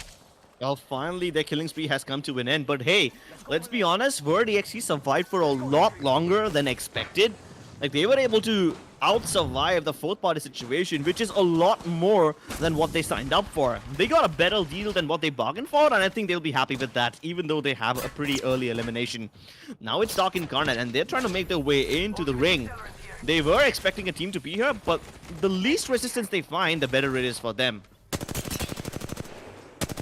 Now it's going to be the side of X-Omen trying to go in for that engagement. Beautiful tracking coming on down through from the side of Devil Corner, though. Straight through the air as well. He just doesn't miss his shots. Ladies and gentlemen, X-Omen, they're angry and they're trying to go in for this fight. And they want to try and go in for these kills because they understand they need to try and establish a little bit of a lead when it comes down to the kill points as well as those placement points. Because their placement points are looking really strong, but when it comes down to the terms of the kill points, they're not in the best of positions. Not just yet. So let's see, are they going to be able to win everything out? Are they going to be able to change this engagement and bring it all back onto their favor? It's going to be a real question here with the shots going on down through and Stark Incarnate right on the other side. X-Omen, are they going to go in for this fight or are they just going to give it up and try to live for a little while longer and get themselves into a better position? It's a very tricky area to navigate, especially when there's like 8 squads remaining. You don't know which place is safe and which one isn't. The scans will be able to give you a little bit of information, but hey, I don't know if you can still use that information to your advantage because there's literally no place left to stand on. There's teams all around you, and Stark and Garnet have to choose between their poisons. They are looking to engage with Devil Caller and his team. It seems like they will be able to knock one, but for now, they just need to hold back and get themselves back up at full HP, maybe even revive Rahman. But no, they don't want to do that. Destroyer wants to get inside their faces, and X-Omen will bite the dust. We are down to the last 5 squads right now, and Stark Incarnate are able to eliminate X-Omen. That means the winner of the last game will no longer have a chance to go for a repeat victory. Yeah, now it's all up to the side of Team Phoenix and Team Stark Incarnate to try and duke it off against one another to beat the squad who possibly takes it all away for their side. Will they be able to do it though? It's gonna be the real question because with the first initial shot coming on down through from the side of Murdoch, they have already made them really low on Stark Incarnate. They need to run away. They need to try and get themselves into a better position, but when they are trying to run away, there's a possible third party just waiting to try and destroy them in a matter of seconds. It's going to be Destroyer INRC trying to run on away from down towards the back end. 1 HP still alive. Just one player remaining for them, and it's all up to the Octane to try and maybe clutch everything out for their side. Yeah. It is going to be a 2 squad versus 1 player only, and another squad I do believe to try and bring it all back. But Stark Incarnate versus the side of Team Phoenix is the main fight that we really want to see here. Who's going to be whoever wins out on this engagement can change everything. Team, 1 HP Crips is all by himself, but while this was happening, Phoenix were able to destroy team sites. And now they're going up against one of the stronger teams over here. It's a 3 versus 3 battle, Stark Incarnate versus Team Phoenix. Both these teams have all 3 of their players alive. And whichever team comes out on top of this will probably be weaker than how they started off. And I believe it's going to be Team Phoenix that comes out on top, but the ring is already pushing them. So far, they've got the Heat Shield and the Gibraltar Dome to keep themselves alive. No, wait, the ring, it does not push them out just yet. And they will be able to get all their members back up. And now with only 3 teams remaining, they're up against weaker squads. They're up against a 2-man roster and a 1 player from Team 1HP. That's going to be Crips. He's going to be keeping his team alive and hopefully playing for placement points. Yeah, I think that you're going to be proud of it, my man. If he gets out of clutch, I think that the clan of Crips are going to be in the, let's say, in the big leagues. That's for sure. Yeah, but Team Phoenix are trying to take the high ground on the edge of this cliff. Now, the funny part is, I believe one of the 3 teams alive is Aviator Esports. Is that Aviator Esports or who is it? I would like to find out. I think that is the side of Aviator, but no, it's Devilstone actually. I forgot. Okay. Yeah. They're still alive. They're still kicking, but oh no, Crips. Good night. Bye-bye. Yep. See you in the next dimension, my boy.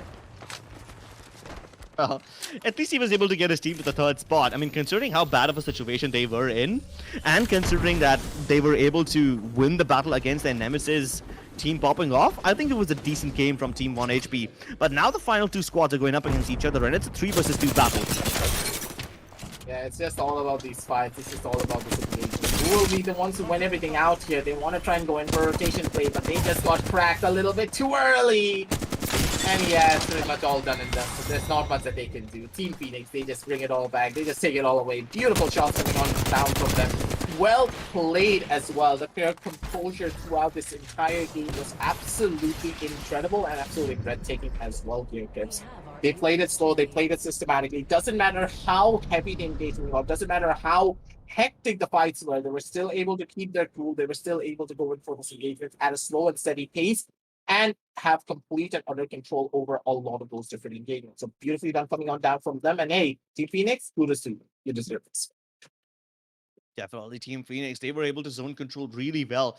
The decision to push up upon Stark Incarnate was probably one of the best decisions ever because you deal with the difficult teams right at the start, and then your job becomes a lot more easier. Now, let's say if they decide to engage with someone else first, one of the weaker teams. At that point, they're busy dealing with them, and then if Stark Incarnate pounces upon them, they will basically catch them with their pants down. So you deal with the bigger, the more difficult tasks first, and then the other players who are already running low on numbers, who don't have all their full man rosters alive, they will become a much more easier task to deal with. I completely agree with you there. Slow and steady wins the race, and also picking your targets are very important. And the fact that Team Phoenix did this properly here, they deserve this win. And now, once again, we are crowning another champion. There have been 4 champions, ladies and gentlemen. 4 different teams. One was the underdog. Now it's going to be the one of the teams who have the top 5 position on their side, and they're going to shoot up to the number 1 in a matter of seconds. Because you do need to consider something. Clutch Minister, they did die out just a little bit too early, but we're going to be talking about that in just a little bit as we head on down over towards the match highlights to get a recap of what exactly happened with a bird's eye view for pretty much everything all across the map. And right off the get-go, though, you have to give it to Play Like Pros. This was an absolutely intense fight, I would say. Like, I didn't expect them to survive this, but hey, they were just able to ride on the edge. In Unit X, they were able to take this win. Barely.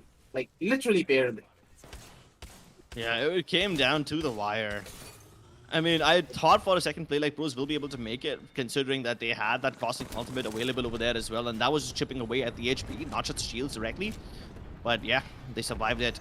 What's even more surprising is that Hardstock were able to survive this. Like, take a look at this. They're trapped in between Clutch Ministers and another team on the other side, so they have no escape, right? Both their exits avenues have been blocked off. You've got Washed Apex Bots on one side, Clutch Ministers on the other side, and Hardstock somewhere in between. But somehow, both Washed Up Apex Bots and Clutch Ministers start fighting each other. And Hardstock, they're very happy with that. And Washed Apex Bots were able to win the battle against Clutch Ministers, but then Bird EXE came in. Still, Hardstock is alive. So not only they were able to keep themselves alive in a situation where they had absolutely no chance of survival, but they take 2 steps ahead in terms of lateness points, and that is amazing to say the least.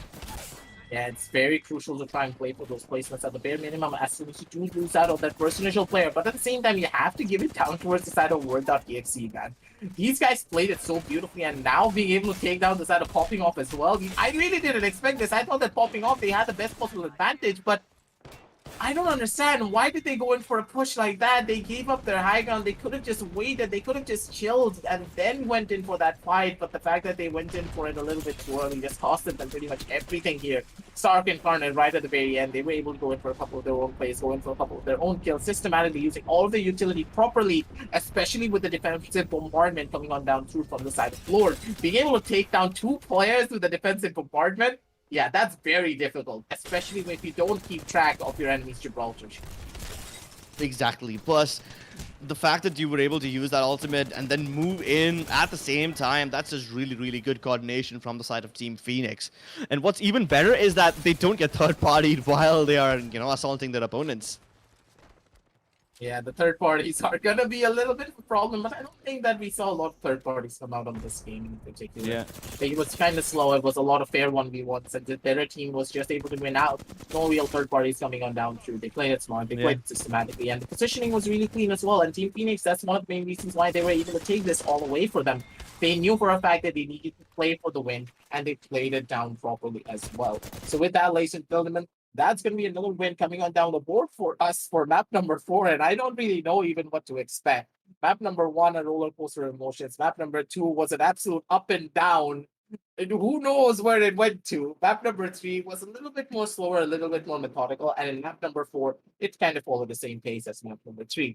Very beautifully played, but still, ladies and gentlemen, we have one more map to go. But before we do head on down over onto that map, we still need to see where these teams are going to be standing in terms of the points and how many points they have actually gotten here on map number 4 in particular. Because now, with the hierarchy of points now shifting on down towards the side of Team Phoenix, them winning everything out here is going to shoot them to that number 1 spot. I can guarantee it that there's no way they're going to miss that number 1 position because I think that they were 3 to 4 points off it, if I remember properly, and they're going to be able to take a significant lead in comparison to the side of Clutch Ministers, who actually died out pretty early, as they did die out to the side of Washed Apex Bots.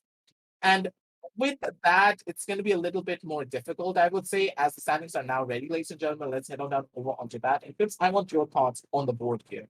How do you think each of these teams performed, and how do you think the shift is going to happen? Oh my God! Wait a second. Team Phoenix 27 points. What? Jeez, what? 15 kills? That's What? ridiculous. That's Wait. absolutely ridiculous. You wiped out 5 squads in that game? What? My brain.exe has stopped working. Like, I didn't even see the side of Team Phoenix actually going for a lot of these fights, but I think that there were those silent assassins just holding down the floor from other sides. That we didn't even notice them getting kills all over the place. But oh my God, Team Phoenix, absolutely incredible showing of skill. 27 points. Like, take a bow, man. You guys deserve it. Definitely. They deserve it more than anyone else. And they've been sort of consistent up until now, but they've been like a champion without a crown. Now they finally have their crown, but will they be able to hold on to it? Because there's a lot of teams who want to take their heads off and steal that crown for themselves. One of them is definitely going to be Stock Incarnate and WordEXE. These two teams have just been, going at each other for the longest time. And right now, they're not too far away from each other in terms of points. Aviator Esports, though, now that's a good win for them. They have been kind of reeling at the bottom of the overall standings, but these 10 points will be absolutely crucial to help them climb up. Yeah, they are playing their cards properly, but at the same time, what they can expect coming on down through from the other teams is going to be a little bit questionable because considering the other points here, Pips, I thought that this would be a little bit more closer. 9-1 Aviator Esports on 10 points is the second highest compared to 27.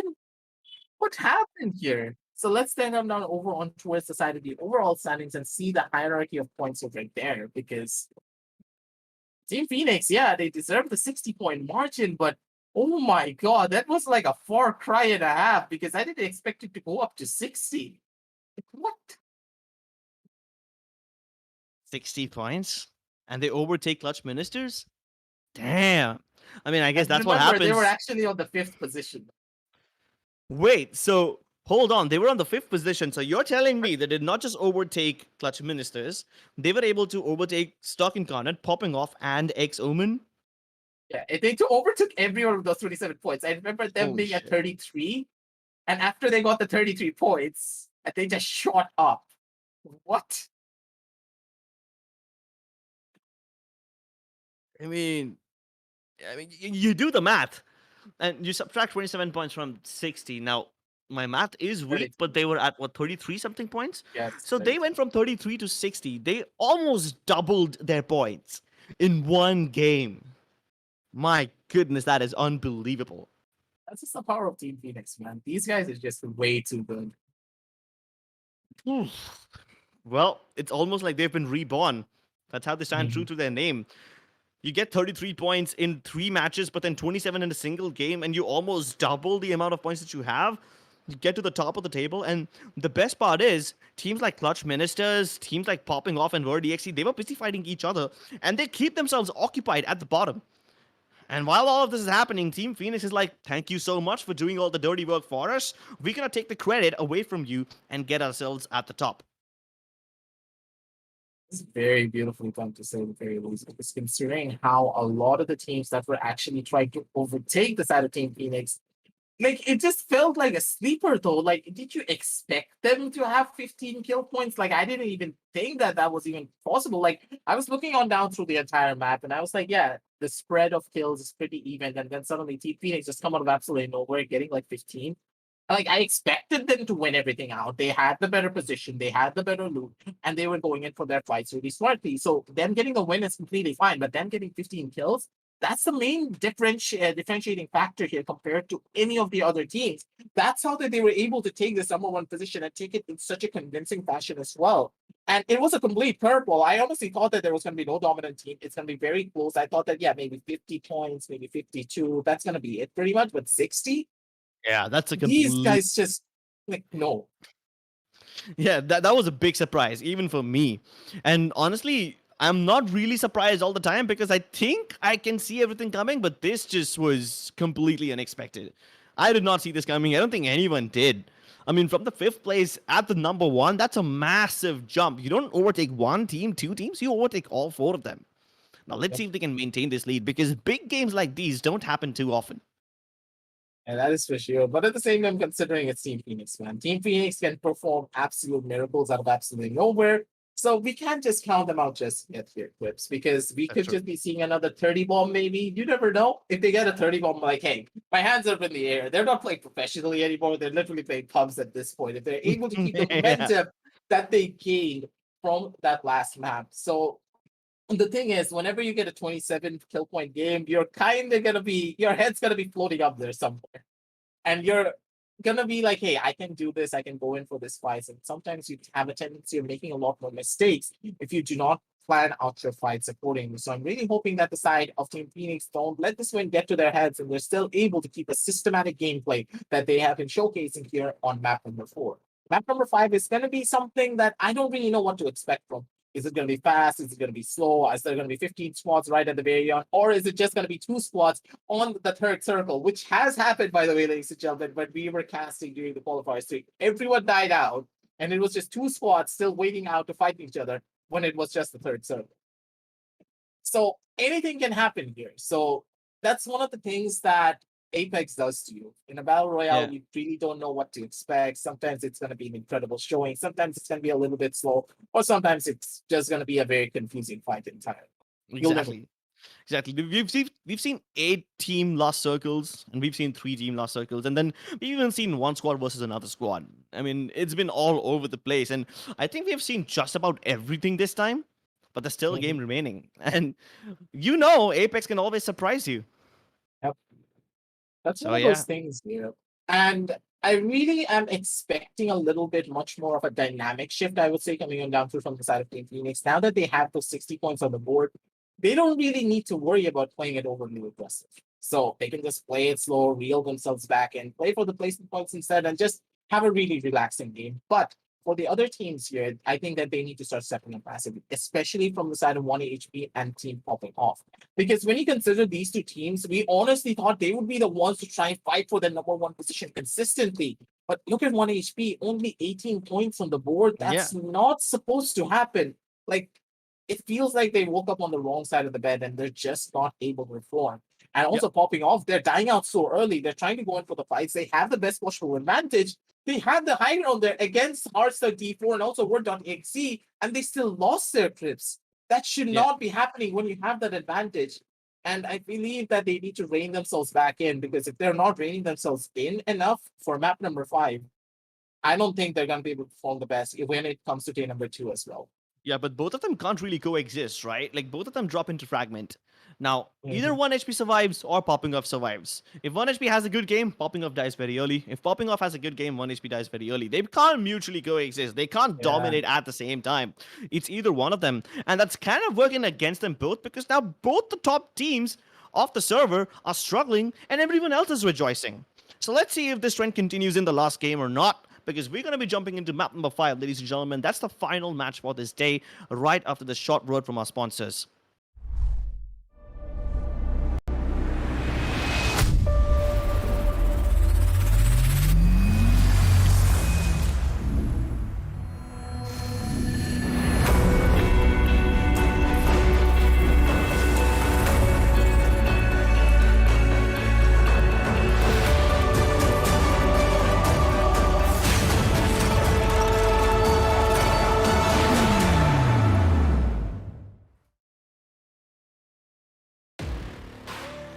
From the outside, who would know what lies beneath? Unleash it with a machine as savage as you are. Lenovo Legion. Stylish outside, savage inside.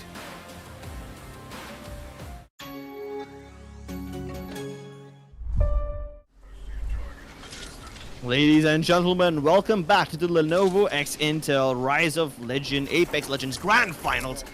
My goodness, we've had an absolutely amazing day so far, but the action just does not seem to end. Once again, it is going to be a 3-team battle inside of Fragment. They've got team popping off over there, even Team Aviator Esports in the region.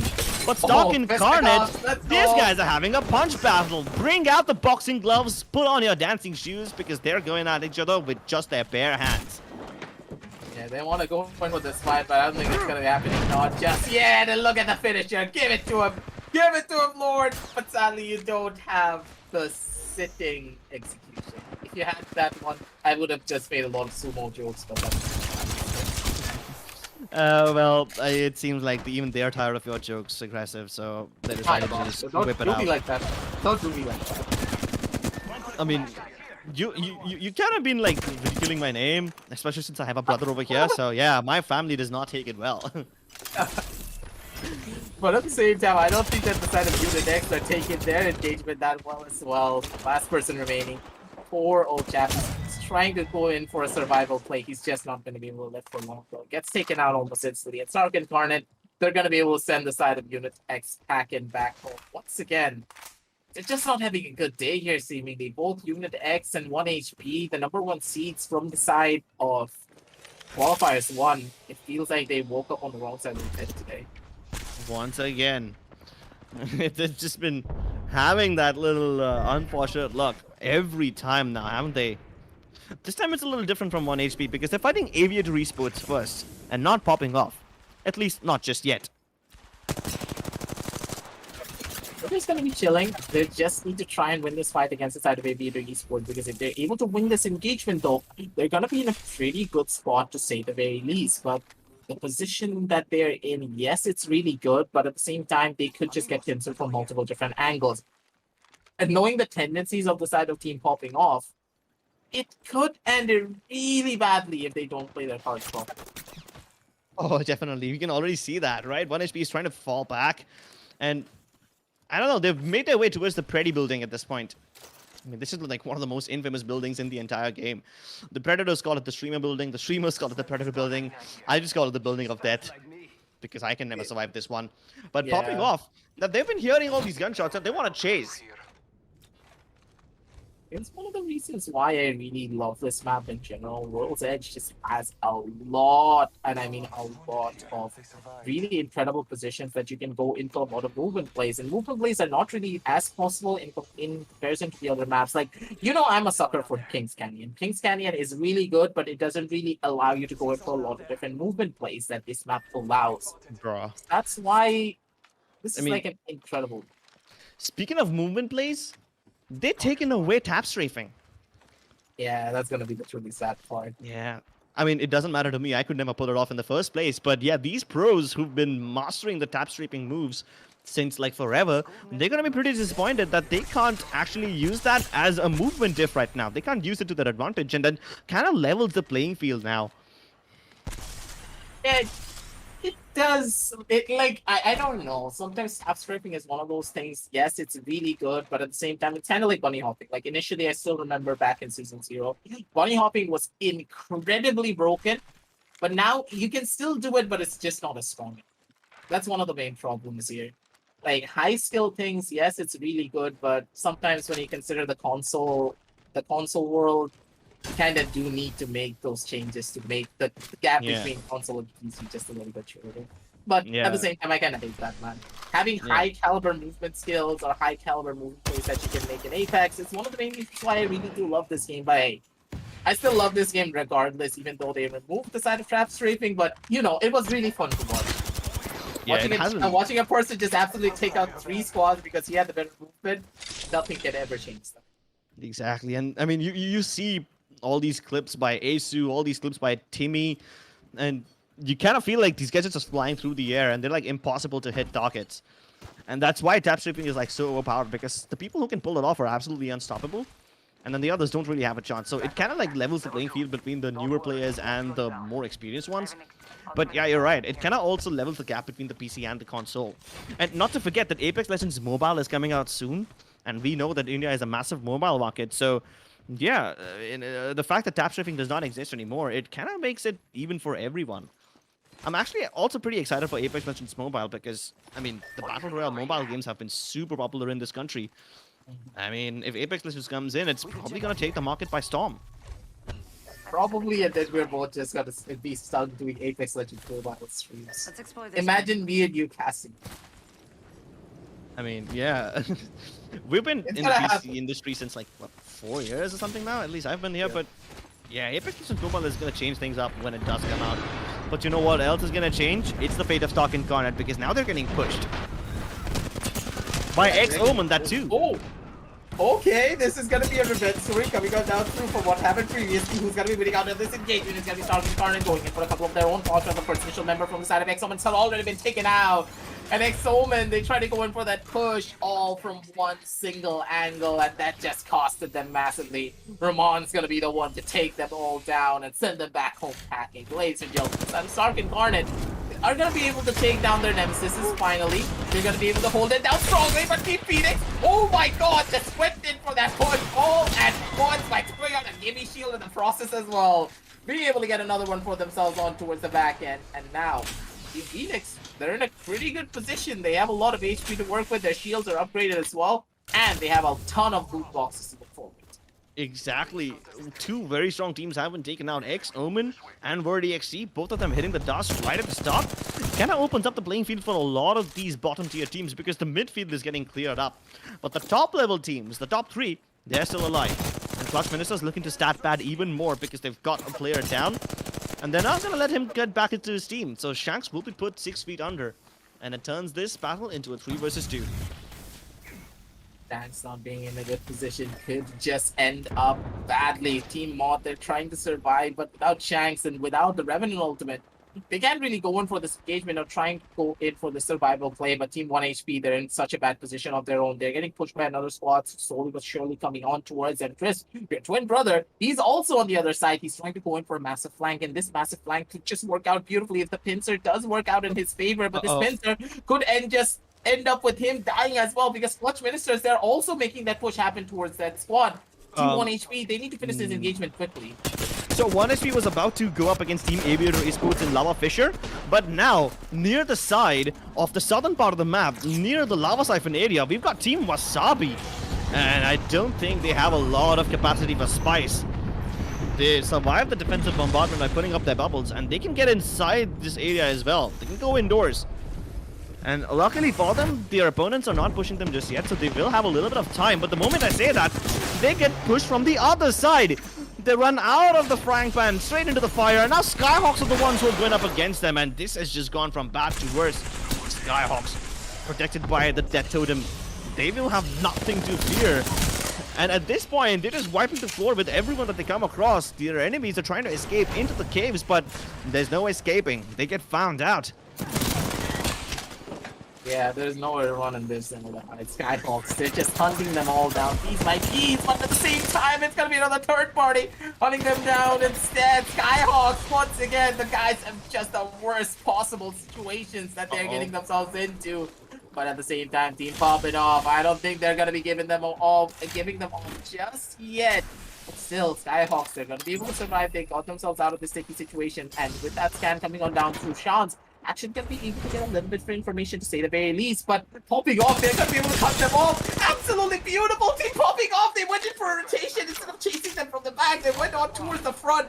They expected popping off to come on down towards this sideline, then just playing a Tom and Jerry's chase against them. Like, what did popping off just pull off? Beautiful rotation and beautiful game sense coming on down from them. Yeah, it definitely tells you why they're one of the better teams, but the fight isn't over for them yet, as now they're up against Skyhawks.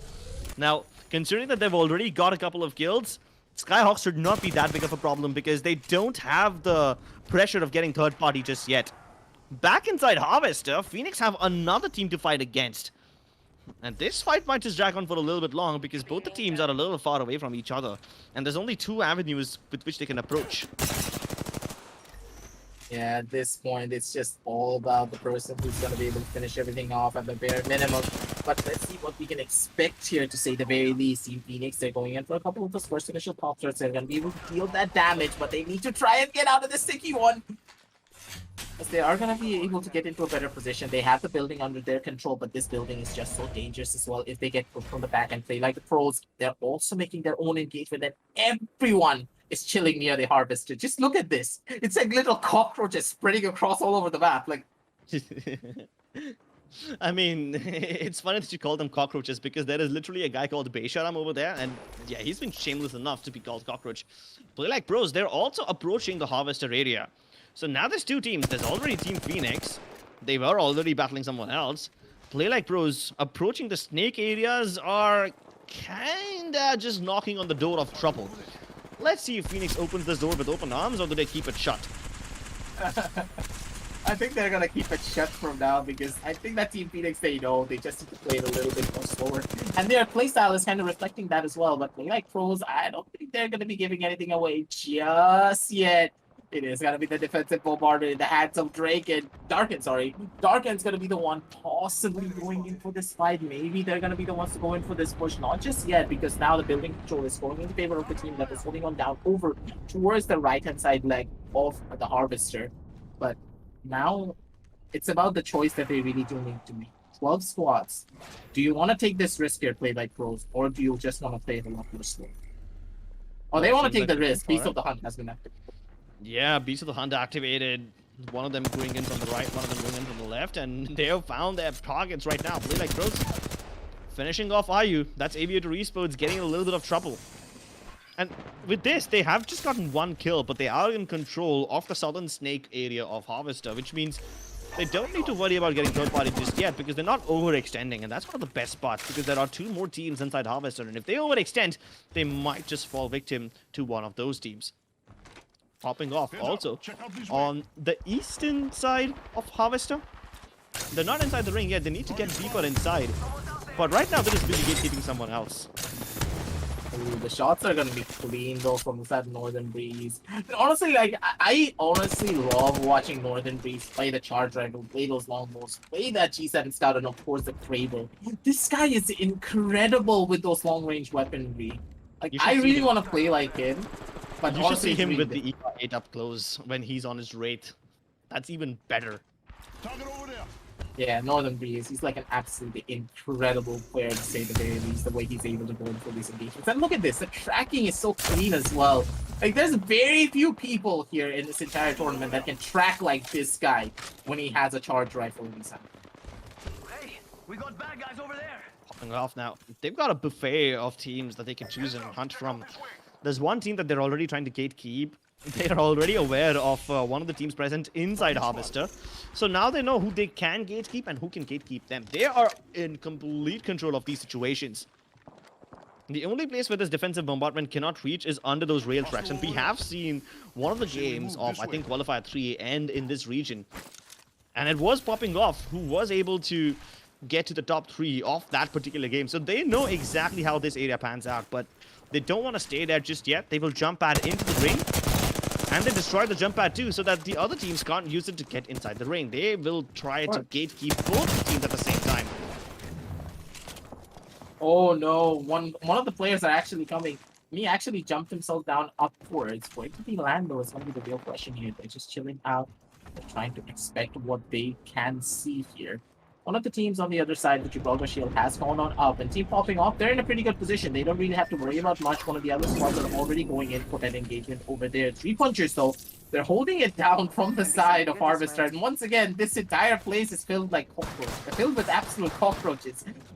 Like, oh, I have to make that reference. Look at how many there are. Exactly. They're literally spread across like an infected house, and there's more people coming. Like, everyone just called up the party, and they're like, yo, bro, we are having a party here now towards the side of Harvester. You guys should join us as well. And it's going to be Washed Apron spots coming in for it. Yeah, Play Like Pros and we have 3 punchers already inside of Harvester. We also have Team Popping Off who just managed to reach there a second ago. Now Skyhawks and Washed Apex spots, they're going up against each other. They're trying to raise each other inside the zone, but the defensive bombardment will end everyone, and the ring also not making things easier. Popping off now see that these teams are dying over here, which means they have the chance of finishing off this solo player in the form of Sneeze. And he's just alive. He's Goodbye, trapped Sneeze. over here. If he goes out in the ring, he's going to take a ton of HP damage. But now there's going to be a thermite grenade thrown at him, and that will force him out. He's probably going to die in over there. It's either dying to the ring or dying to the grenades. And he chooses to do neither. He's trying to go around for the longer rotation, but he's just taking too much damage. I think he might just bleed out. Manages to pop a medkit just in the nick of time, but getting outside the ring is going to be difficult. Popping off is gatekeeping him. And that's it. That's the end of him. Well, at least popping off, their gatekeeping attempts paid off, and they don't get third party, so they will be pretty happy with whatever happened. Now they need to focus on 3 punches and play like pros, because these two teams have been camping inside of Harvester for the longest time, and even Hardstuck have made their way over here now. Ooh, that tracking with the L-Star coming on down through from the side of White, that Yeah. beautifully done from this guy. He's able to take down after the bare minimum of 1 player. And with Yeah. that, it's just the gatekeepers all over the place. Hardstuck D4, they're gatekeeping one side. On the other end, it's going to be the side of team popping off. And when they have their engagement here, Crips, I think that this is going to be one for the Citrus, because look at how enclosed this entire building is. This enclosure is going to be really difficult to break into. Ooh, who's the raid? What? Oh no! Oh, he got kidnapped! He got kidnapped over there for a second, and he almost walked into the trap that 3 punchers had laid out for him, but popping off, they will manage to survive this one. At least they will be able to keep Northern Breeze down, but at least they'll be able to bring it back up. And now they realize that they cannot afford to go inside that room because there's too many toxic bullets over there. There's too many caustic gas canisters, and now they realize that area is a fortress. Popping off want to steer clear of that region, but for now they're just stuck on the bottom floor of Harvester, and getting out of this area alive is very difficult because you can get naded to oblivion. Oh no! Be blown apart, and there's no saving them. Baysharam over here, he's just popping back and forth in between his teleporter, and he's just trying to lob a grenade every time he takes that teleporter, making sure that at least popping off will be destroyed. But they need to keep themselves safe right now because their room has just been negated. At least a majority of it has been negated by the ring, and they need to keep themselves safe against Team Phoenix. Yeah, honestly, Team Phoenix, they're in the best possible position out of any of the other squads. At Team popping off, if they can actually get out of the situation alive, I will be amazed. Beautiful damage coming on down from the side. Oh, Phoenix is going to deal a lot of damage. He does have an alternator in his hand, though, and also a Spitfire in the hand of Murdoch. Should I just call it and say that Team Phoenix should win this out? They have no excuse of not winning this. They have 2 of the best weapons that they can ever have coming out of the supply drops. Look at the ring once again. I mean, the position that Team Popping Off were in before would have been really good if they stayed there, but now Team Popping Off are stuck underneath. And Team Phoenix, they're also trying to make sure that this team can't get out of this corner. They've got them trapped, and the alternator is just absolutely horrendous. It melts them. And that's going to be the end of Team 3 Punchers. Yeah, 3 punchers, they need to take a back seat, and finally the Mexican standoff that they were having previously comes to a close with the side of Team taking on back onto their side. But when you consider the kill points, Team Phoenix, they don't really have a lot, but they don't even need it. They just need to play for the placements, just finish up a couple of the kills right at the very end. And I'm amazed, Team Popping Off is still alive. They're still just chilling down there somewhere at the very bottom. They need to get inside one of those snake rooms. And I don't know if they'll be able to. I mean, getting out of this position when you're stuck in between a rock and a hard place at the bottom of the battle over there, at the bottom of Harvester, you will be dead by the time you make your way outside. But somehow at 1 HP, that Bloodhound survives. And he's inside the ring right now. He's protected by his Gibby Shield. But this Gibby Shield won't be online forever. They need to make a move, and Phoenix, having the high ground advantage over here, can easily rain down upon them like a bunch of vultures. Raining down from the sky, and Team Phoenix are causing so much damage to their opponents, but no knocks just yet. They want to follow up and get control of the snake room right at the start, but oh my god, how on earth is he still alive? How on earth is anybody alive from any of these teams right now? They're surviving on 1 HP each, but Team Phoenix, they die? Team Popping Off versus 1 HP happening right now, and I don't know how on earth did Popping Off manage to survive that, but not Oh, for they're not longer. gone. Bye-bye. As 1 1 HP, HP, they got it. yeah. They got inside first, and they were able to finish them off. But the battle isn't over just yet. Without their Gibby Shields, this will be a very difficult fight because they're at the bottom, and one of the teams is on the high ground on those cliffs. I want to see which team that is, because they have probably the best position in the entire game right now. It's Suraj and gang. I think that is going to be the side of Stark Incarnate if I'm remembering correctly, but my brain is just not working. The engagements are just so clean. The engagements are just so fast that consider something. The Beast of the Hunt is still available though on the hands of Frenzy, so you can easily get a little bit of information for his own team. And yes, just as I was saying, it is actually the side of Stark Incarnate being in that position there. But on towards the left and on towards the right, positions are just not going to be as clean as we were expecting here. Stark Incarnate in a very beautiful spot are going to be able to take down a couple of other players for themselves if they do play their cards properly. They cannot give up this hill position though, because as soon as they get this position up, they're going to get shot from like five different angles. Hardstuck, they have the balls to actually push Stark Incarnate, and I'm actually liking this because Stark Incarnate had the best position over here. If Hardstuck can delete them right now, they will take the best position for themselves, and then nobody will be able to contest him. But this battle has been going on for so long, and if it goes on for any longer, their chances of getting third party become higher and higher. Hardstuck have made a very brave decision, but let's see if they can see it through. As for now, Stark Incarnate are in a little bit of trouble. They don't even have the ability to shield swap, but the defensive bombardment will take down their Gibraltar, which is an absolutely incredible player in a sticky situation like this. Play Like Pros haven't decided to engage just yet. They're still at the bottom of this area, but they recognize that there is a battle happening up top, and they want to use it to their advantage. How is no one dying yet? That's the incredible part. And yeah, just as I was saying, it's so much side off. If it's gonna be the side of Stark Incarnate, the first neutral player. With that, it's just about cleanup duty right now. Heartsuck D4, they should be able to take down the final player for the side of Stark Incarnate. Nothing really much to worry about it. With that, Stark Incarnate finally gets it taken down, and it's gonna be the side of Heartsuck D4 having the best position on this entire circle here, but they need to be very careful because 1 HP is right on their right side, and the fact is they're taking so many of their engagements here up against the side of Play Like Pros that it could just end up horribly for them if they're not careful. But at the same time, Play Like Pros, they just got stuck against the wall with 1 HP holding on down from the other end. And I don't think there is no possible way that Stark Incarnate should lose this. Look at their position here. If the circle does play mind games against them, they need to get 1 more kill. But if the positions are played properly from the side of Team 1 HP, they're the ones to go in for this engagement. And they're the ones who should win everything out. It's all about the rotation here. Are they going to be able to stay and live through the storm? They're just not going to be able to because the positions are already being revealed. The shots are going to be taken. Ladies and gentlemen, it's going to be side of 1 HP. Taking a back seat. There's no way that they can survive here. And now it's a 1 versus 1 squad situation. The circle's right on the main center. There's no one that they can go. They need to jump one down. The shots are being taken. Ladies and gentlemen, it's just an absolute utter chaos all across the map.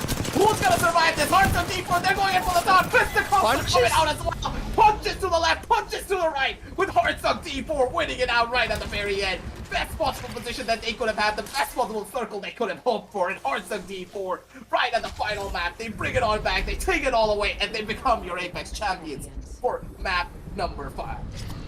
Difficult decisions, difficult battles, but Hardstuck, they make it work. They take the initiative to go ahead and battle Team Stark Incarnate right at the beginning of that massive clusterfuck. If these guys were stuck down there, then they would have been sandwiched between 3 teams, but because they were able to get up there and destroy Stark Incarnate, they had the best position in the circle. And it takes balls of steel to go against a team like Stark Incarnate, especially when they have the zone advantage over you, especially when you don't have your ultimates online. They went in for it nonetheless. 1 defensive bombardment tossed, and they still go in. They got stunned by their own defensive bombardments, but it doesn't matter because they wanted to get that position. And once they have that position, everything works out in their favor. Really good decisions, and difficult ones too, taken by Heartsuck over there. But it's those bravery moves that paid off, and that's how they were able to win.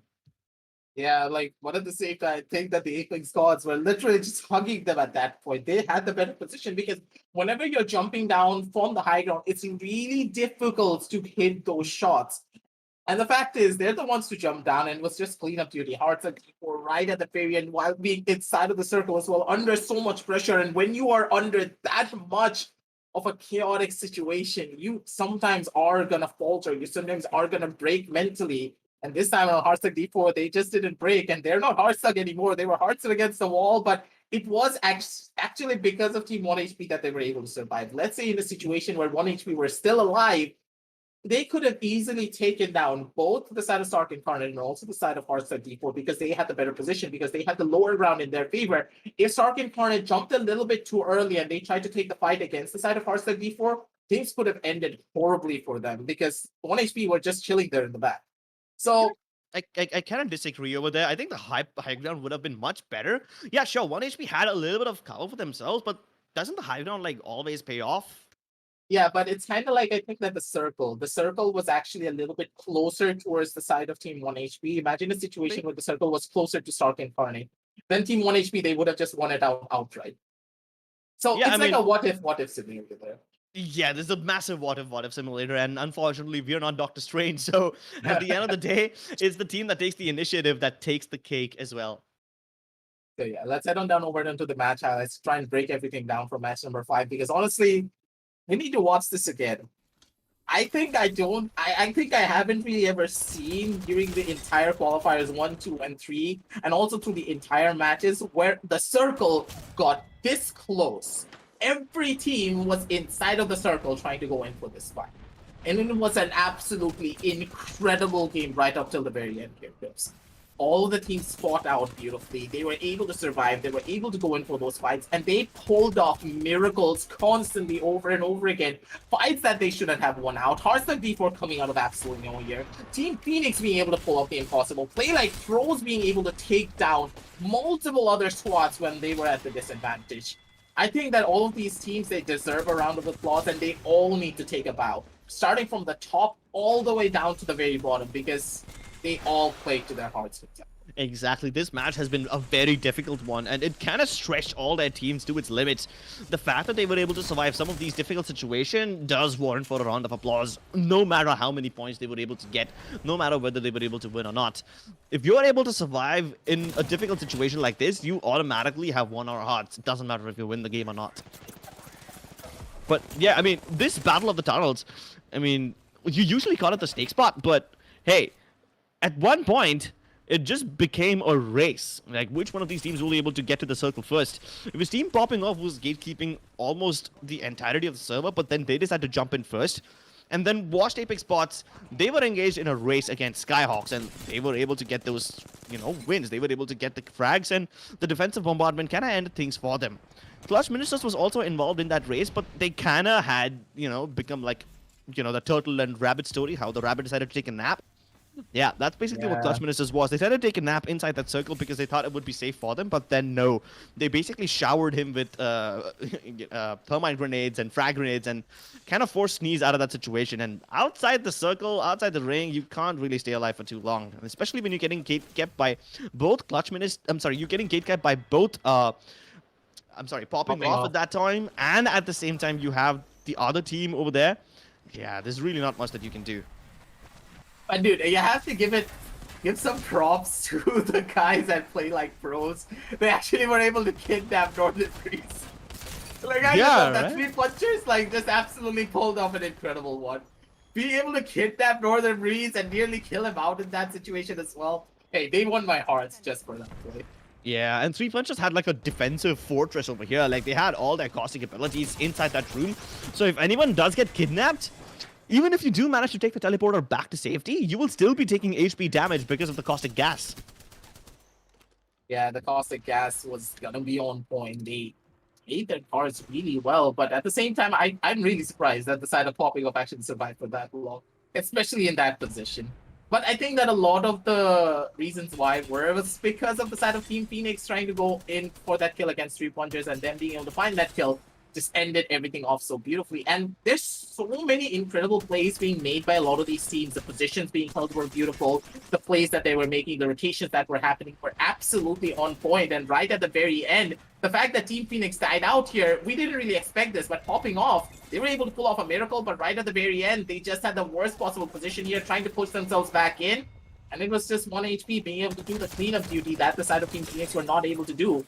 And up till the very end, just look at this chaotic fight, man. And Crips, I think it's your turn. You can try and break this down. A lot better than Stark and Garnet had the higher ground. I can see why you thought 1 HP would be having the advantage because they didn't need to move into the circle. Like, Hearthstone had the higher ground, but yeah, I mean, eventually they would have been forced to jump downstairs. And because they were able to kill 1 HP before, they only had to deal with 1 team. And they took their sweet time to heal up before they jumped down, and then it was just a massive chaotic battle. It's a 3 versus 3 fight to the death. It's a brawl in the end, and at one point you run out of bullets and you start punching other people out, and Hasek is the one that comes out on top. But they were able to survive that massive mess downstairs because they were up on the high ground and they did not have to participate in the three-way battle. They only needed to fight Stark Incarnate, deal with one team, and then that is all you need to do. Then the other teams downstairs, they basically sort each other out. They fight amongst themselves, make each other weak, and then they drop in from the skies to take the win. An absolutely beautiful play coming on down to from the side of Hearthstone, ladies and gentlemen. Then being able to bring it all back, then being able to switch it all up. It's an absolutely incredible thing, ladies and gentlemen. So let's head on down over on towards the standings for this matchup, because honestly, I don't really know what to expect here. I don't really know what exactly happened here at all, because Hearthstone D4, 20 kill point, 20 points in general. Like, these guys played like absolute maniacs. Like, they had no business winning this game, but they were actually able to. I know, right? I mean, there were so many good teams over here, and all of them had advantages of their own. Like, Three Punchers had a fortress for themselves, but they got ring screwed. Like, they had to abandon their fortress and get outside. And at that point, Team Phoenix was the one who was pushing them. I mean, Three Punchers did manage to kidnap a couple of players of Popping Off over there, but Popping Off was still able to survive that onslaught and get a lot of kills. I think that was possible because they got all those kills before the final ring began. They were able to gatekeep some of these other teams like Skyhawks and Clutch Ministers. They were able to deal with both of them, so that's how they have that massive kill point number. But Stark and Connor tried to do something similar, and they tried to take the zone advantage for themselves, but then Harstak was the one who decided to initiate against them. And this basically shakes up the whole overall standing. So let's see who's still on top. I mean, Phoenix got 9 points this game, but will they still be able to stay on top? Oh, yes. In fact, they extend their lead by 20 points. That is massive. And they got that 69. Nice. So they're in the best possible spot that they can be in. They have the magic number in their favor, so it's really crucial, to say the very least. But at the same time, Clutch Ministers and the side of Popping Off, they're neck and neck, 49 points each. And it's just because Clutch Ministers have that one win that they're actually the ones to take that number 2 position. Team Popping Off, they can still easily get there, because remember, ladies and gentlemen, this is just day number 1, and there's still day number 2 and 3 to consider whenever these teams are going to be going up and down. But at the same time, Exomen watched Apex Watch, Arsec D4, and Word.exe. They've actually made their climb beautifully as well. And the point distribution on the boards are actually quite even. And I would say that no team actually has a massive advantage over the other. Because consider something, getting 20 points in a game, it's not that difficult if you're able to win everything out here. So a 20-point difference between the side of Clutch Ministers and also Team Phoenix, it's not that massive. It can easily be remedied moving on down the line if the side of Clutch Ministers are able to clutch everything out and bring it on back on their side. But the biggest surprise here, actually, Crips, is that Team Phoenix, they're the only top seed team to actually take that number 1 position. And look at where the side of Popping Off and 1 HP are from Qualifiers 1 and Qualifiers 3. Jeez. They're not really in the best of their situations, I would say. Not even a single win for them. This is actually a literal surprise in my eyes. There are 3 tiers of teams over here. That's tier 1 at this point, Phoenix, who have 69 points, and they have a 20-point lead over the Nemesis, Clutch Ministers, and Popping Off. And Clutch Ministers Popping Off, they found the 2nd tier right now because they're tied up. You can kind of include Stark Incarnate in that tier as well. But then after that, there's a massive gap of 10 points between Stark Incarnate and X-Omen. And at that point, the 3rd tier begins, because all these teams are like 35, 35, 33, 30. They're very close to each other, but that's like massive gaps, right? There's 3 massive tier gaps. And you gotta be in one of those tiers. You gotta have a massive jump in order to go from the 5th to the 4th spot. To go from 4th to 2nd, it's not that big of a deal because there's only a 4-point difference. But then from going to 2nd to 1st, there's again another massive gap. So all these teams, they're trying to build buffers between themselves. And I don't know if these buffers will keep them safe on day 2, or will it enable them to take a lead even further? Because let's be honest, this day has been absolutely unpredictable, and there's still 2 more days to go, man. And this is the grand finals of Rise of Legion. You can never expect what's going to happen. You can never predict, and that's the best part about this game. Yeah, that's the thing. That's one of the main reasons why a lot of people love Battle Royales, the unpredictable nature of what can exactly happen. And sometimes this unpredictable nature is why these tournaments are just so incredible to watch. It's just so incredible to pass those in, y'all know. And hey, right up till the very end, it was just a lot of action consistently happening all over the place. It was just not 8 squads this time around. It was not utter chaos, but it was chaos indeed between 3 squads, one having the better position, one having the worst position. But right at the very end, the side of Arsenal D4 having the worst position possible, they were able to make things work out with the Apex odds on their side, of course, because the circle kind of pushed Target Carded straight into their faces and they had the best possible advantage. Beautifully done right up till the very end. So they deserve that win. They're going to be able to go in for it. But at the same time, Team Phoenix, they're still going to be leading the board with 69 points on the card. So they're going to be really happy as well in the way that they ended everything off for day number 1. But for now, ladies and gentlemen, that's all that we have for you for the Rise of Legion. For day number 1, just, but don't forget, we still have day number 2 and 3 on the cards. But before we do sign everything off, make sure to check out the links down below in the description because you need to support our sponsors just a little bit. Like, come on, guys. Do you see all of the jazz on your screen? It would not be possible if it wasn't for Lenovo and Intel. And remember, they also have a lot of powerful processors in their laptops. So make sure to pick one up for yourself. If you want to play like the pros right here and right now that you have seen here, and if you want to perform in your next Apex tournament that we're going to be holding soon enough. But for now, it's going to be your boy Aggressive Join Back Trips signing on off. And we're going to be back with you. We'll see you tomorrow with the Rise of Legion Apex Legend Tournament presented by Lenovo and Intel. And we'll catch you soon.